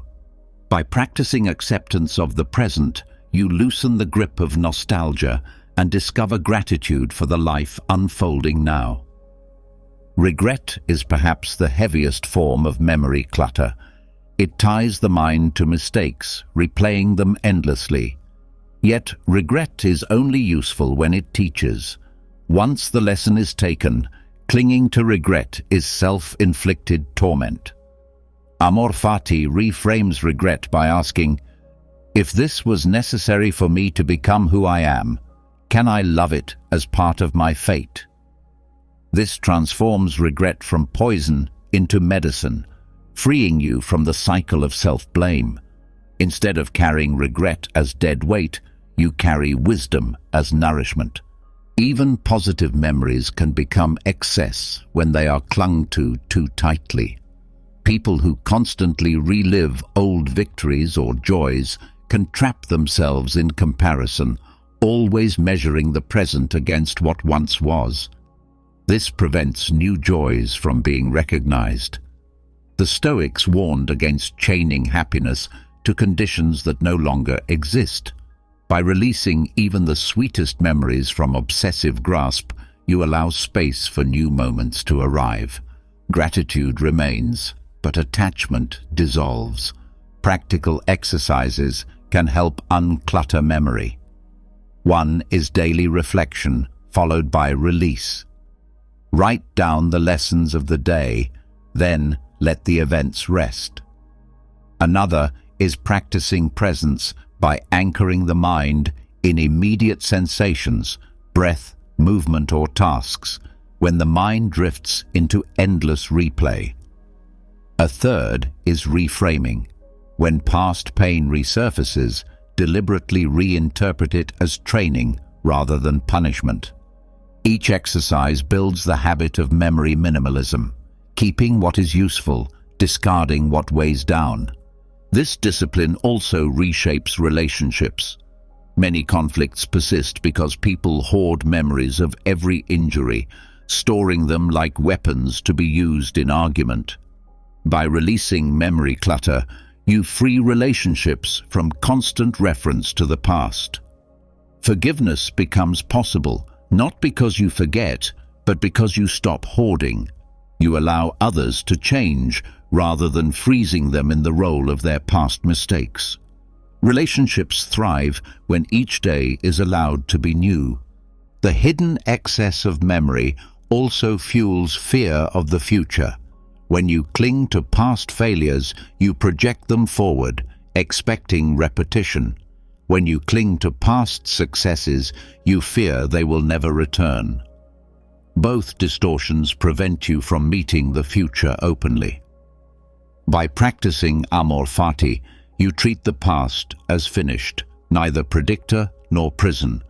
The future becomes less about repetition and more about unfolding.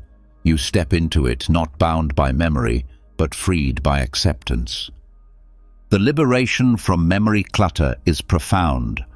Without the constant replay of old stories, the mind becomes lighter, clearer, more able to notice what is happening now.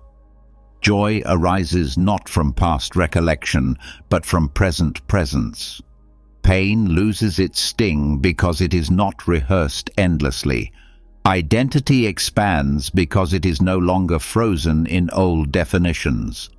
The soul breathes freely, no longer stuffed with the weight of what has already passed.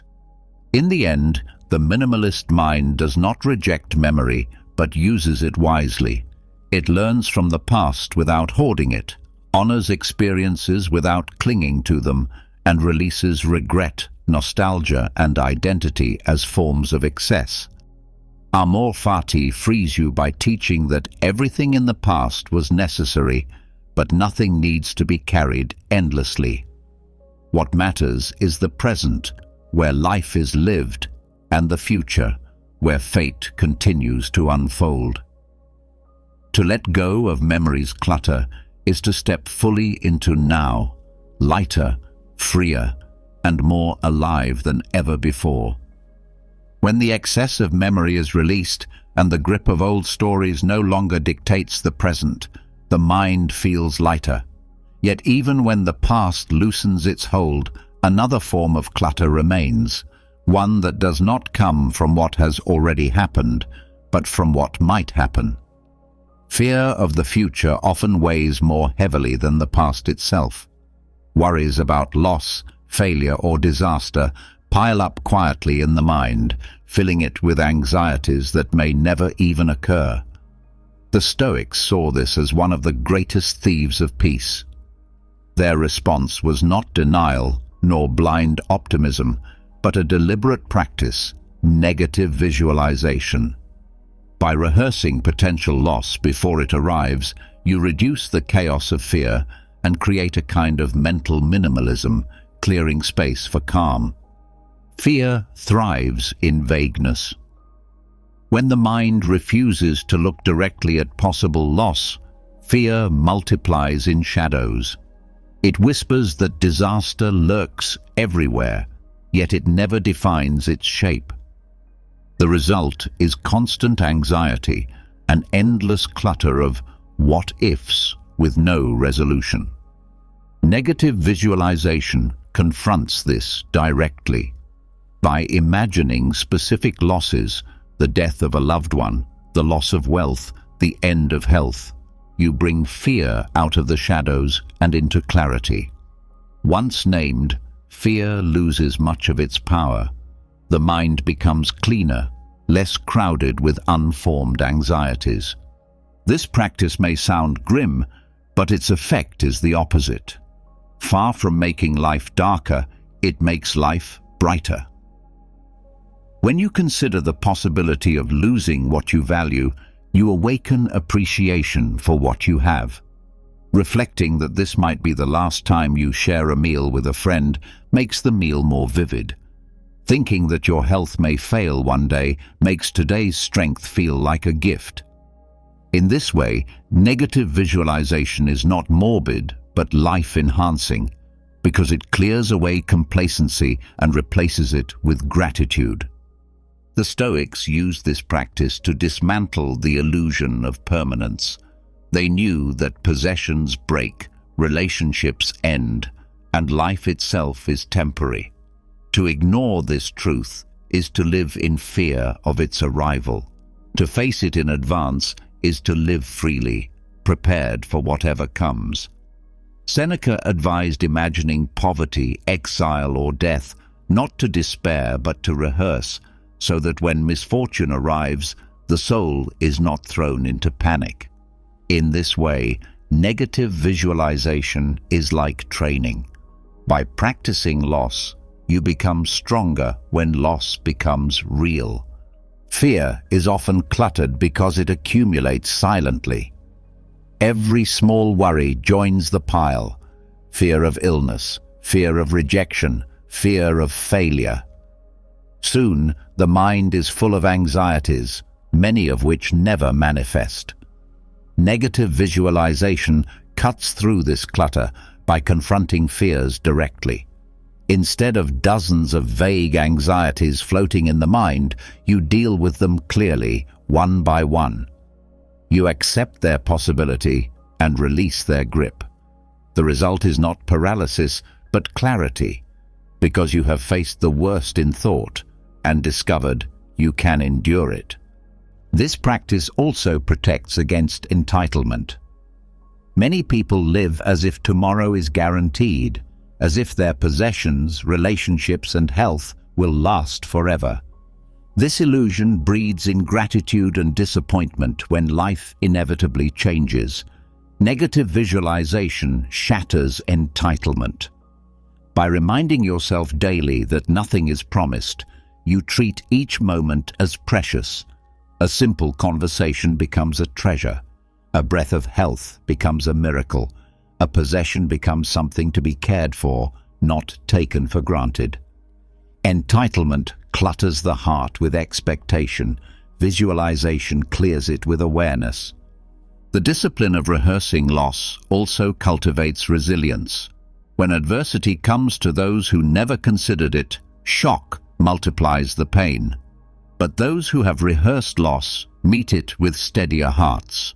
They have walked through it in the mind, prepared their souls for its weight, and so they are less shaken. This does not eliminate sorrow, but it prevents collapse. The Stoics did not seek to avoid grief, but to ensure that grief did not destroy reason. Negative visualization is the inoculation that prevents fear from overwhelming when reality arrives. Practical exercises bring this philosophy to life. Begin each day with reflection. Consider that possessions may be taken, relationships may end, life may change suddenly. Do not linger in despair. Simply acknowledge the possibility. Carry this thought lightly, not as doom, but as awareness. Another exercise is deliberate subtraction. Imagine your life without one comfort, one convenience, one luxury. Reflect that you could still live, still endure, still remain whole. This trains the mind to stop fearing the loss of what is not essential. Negative visualization can also be practiced in relationships. When with a loved one, remind yourself that this moment is not guaranteed to repeat. This awareness sharpens presence. You listen more deeply, cherish more fully, and waste less time on trivial conflict. The fear of eventual loss is transformed into gratitude for present connection. In this way, visualization deepens love rather than diminishing it. In work and ambition, the practice tempers attachment to outcome. Consider the possibility of failure, of plans not unfolding as desired. Instead of being paralyzed by fear, you see that even failure is survivable, that your worth does not depend on outcome. This reduces the anxiety that clutters effort and allows you to act with greater focus. By rehearsing failure, you free yourself from its tyranny and discover the courage to attempt without fear. Health is another area where negative visualization brings freedom. Many live in denial of illness or aging, and when it comes, they are shattered. But by reflecting daily that health is temporary, you savor strength when you have it and prepare your mind for its eventual decline. This makes illness less terrifying and health more precious. You are no longer enslaved to fear of loss because you have already faced it in thought. The deeper gift of this practice is perspective. When you accept that everything you love is temporary, you stop wasting energy on trivial annoyances. Petty frustrations shrink in importance when you remember that life itself is fragile. The clutter of irritation, complaint, and resentment dissolves. What remains is a sharper focus on what truly matters. Living with virtue, loving deeply, and acting with presence. In the end, negative visualization is minimalism of fear. It clears the crowded mind of vague anxieties by facing them openly. It transforms fear into preparation, entitlement into gratitude, fragility into resilience. Far from darkening life, it illuminates it, because it teaches you to see the value of every moment before it disappears. By rehearsing loss, you do not lose joy, you deepen it. You live more fully, love more freely, and walk more lightly, because fear no longer clutters the soul. This is why the Stoics practiced it daily, not to dwell in sorrow, but to live with clarity, courage, and peace. When fear is decluttered through the practice of negative visualization, the mind stands lighter and steadier. The anxieties that once crowded your inner space begin to dissolve, leaving clarity in their place. But there is another form of excess that quietly shapes life, an excess not of possessions or fears, but of people. Modern culture often equates connection with numbers, more friends, more followers, more networks. Yet abundance in relationships can become as overwhelming as abundance in objects. The Stoics taught that friendship is not measured by quantity, but by depth, not by how many surround you, but by how few stand with you in truth. Minimalism of relationships is therefore a discipline of pruning, of choosing quality over quantity, guided by ideals that keep bonds genuine, meaningful, and aligned with virtue. Human beings are social by nature, but not every social bond nourishes. Many connections are superficial, built on convenience, flattery, or shared distraction. These ties may provide temporary comfort, but they drain energy over time. They clutter the emotional landscape, filling it with obligations, gossip, or noise that distracts from what truly matters. A minimalist approach to relationships does not reject connection, but refines it, focusing only on bonds that strengthen character, encourage growth, and stand rooted in trust. The result is fewer ties, but stronger ones, bonds that hold firm in both joy and hardship. The Stoics drew a distinction between acquaintanceship and friendship. Acquaintances are many, but friendship, in its true form, is rare. Seneca wrote that a true friend is another self, someone with whom you can speak as openly as with yourself. This kind of depth cannot be multiplied endlessly. It requires time, trust, and vulnerability, resources that cannot be stretched across countless ties. Minimalism of relationships begins with recognizing this truth, that intimacy cannot be mass-produced, and that seeking quantity dilutes the quality of connection. Modern culture complicates this by glorifying numbers. Social media measures worth by followers, society prizes broad networking, and many chase popularity as if it were proof of value. But these forms of abundance often leave people lonelier than before. The Stoic alternative is to reject numbers as a measure of connection. One true friend, rooted in virtue, is wealth enough. A minimalist approach frees you from the exhausting pursuit of popularity and allows you to cultivate the rare gift of genuine companionship. Clutter in relationships often shows itself in shallow obligations. Many fill their calendars with social commitments that bring no joy or growth, attending gatherings out of duty or fear of missing out. These ties drain time and scatter attention. By practicing minimalism, you learn to decline what is hollow and choose what is nourishing. A single deep conversation with a trusted friend outweighs dozens of superficial encounters. This selectivity is not arrogance, but wisdom, the recognition that time and presence are limited and that they should be spent where they matter most. Trust is the cornerstone of Stoic friendship. Without trust, connection remains surface level, built on performance or appearances. But trust requires honesty, and honesty requires courage. Many avoid depth in relationships out of fear of rejection, hiding behind masks. Yet masks create clutter because they force you to manage an image instead of sharing yourself. Minimalism in relationships calls for removing these masks, allowing vulnerability to replace performance. The result is fewer but truer bonds. Connections built not on illusion, but on reality. This approach also reshapes how you respond to conflict. In shallow relationships, disagreement often leads to collapse because the bond was never rooted deeply enough to endure. In genuine friendships, conflict becomes a chance for growth, a test that strengthens rather than weakens.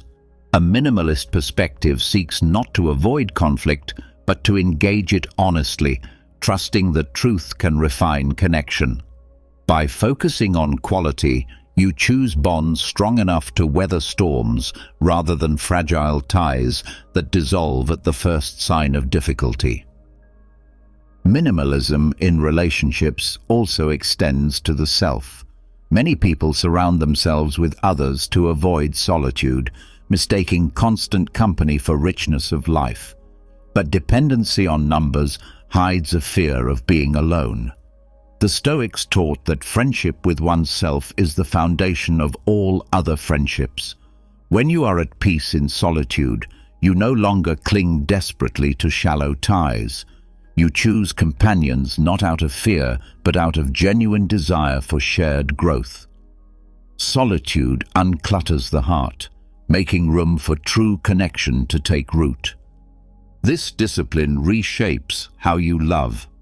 Romantic relationships, when approached without minimalism, can become cluttered with need, expectation, and performance. Many measure love by constant intensity, by endless gestures, by proving worth through possession.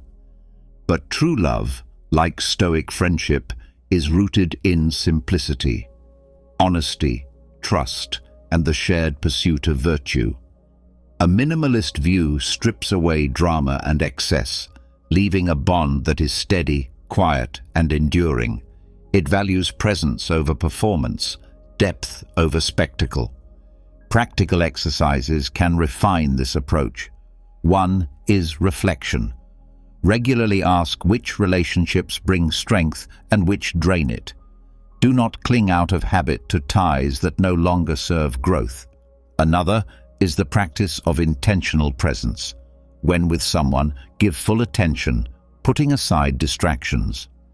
A third is gratitude. Acknowledge the value of those who stand with you in truth, treating them not as background, but as treasures. Each practice reduces relational clutter and deepens the bonds that remain. Minimalism of relationships also challenges the cultural obsession with networking. While connections can open opportunities, chasing them endlessly reduces people to stepping stones. The Stoic view rejects using others for gain. True bonds are not tools, but ends in themselves, spaces where virtue can flourish, where honesty can thrive. By rejecting opportunism, you free yourself from the shallow scramble of accumulating contacts and instead build the few connections that bring meaning. This philosophy also protects against betrayal. When you scatter your trust across many shallow ties, disappointment becomes frequent. But when you concentrate on fewer, deeper bonds, trust grows stronger and betrayal becomes rarer. Even if it comes, you endure with greater resilience because you did not dilute yourself across hundreds of fragile ties. The minimalist approach makes relationships fewer but sturdier, capable of holding more weight without breaking.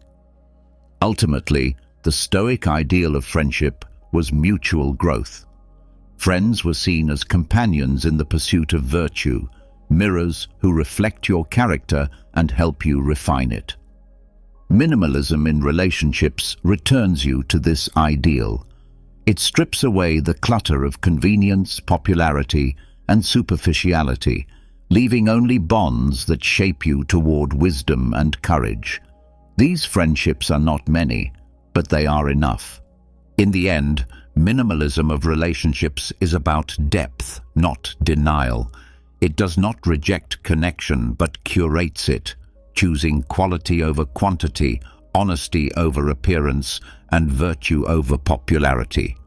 By pruning the excess, you free yourself from the noise of shallow ties and open space for genuine companionship. Guided by Stoic ideals, you discover that fewer but truer bonds bring greater peace, greater strength, and greater meaning than any crowd ever could. And in this way, relationships themselves become a form of minimalism, uncluttered, simple, and rooted in what lasts. Every lesson we've walked through, from releasing small irritations to embracing impermanence, from pruning words to decluttering desires, from rehearsing loss to choosing fewer but deeper bonds, comes back to one unshakable truth. Freedom is found in letting go. The Stoic art of Amor, Fati, and minimalism is not about losing life, but about gaining it fully. By shedding what is unnecessary, whether possessions, fears, identities, or expectations, you uncover the quiet strength to live with clarity, gratitude, and peace. Obstacles become teachers, loss becomes beauty, and uncertainty becomes a companion instead of an enemy. Now it's your turn. Which part of this journey spoke most to you?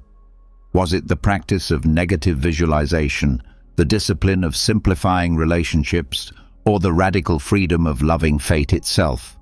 Share your thoughts below. I'd love to hear how you're bringing these ideas into your own life. And if this message resonated with you, don't let it slip away. Subscribe to the channel, hit the bell, and join this growing community of people learning to live with less noise, less fear, and more wisdom. Your next step toward a lighter, freer life starts here.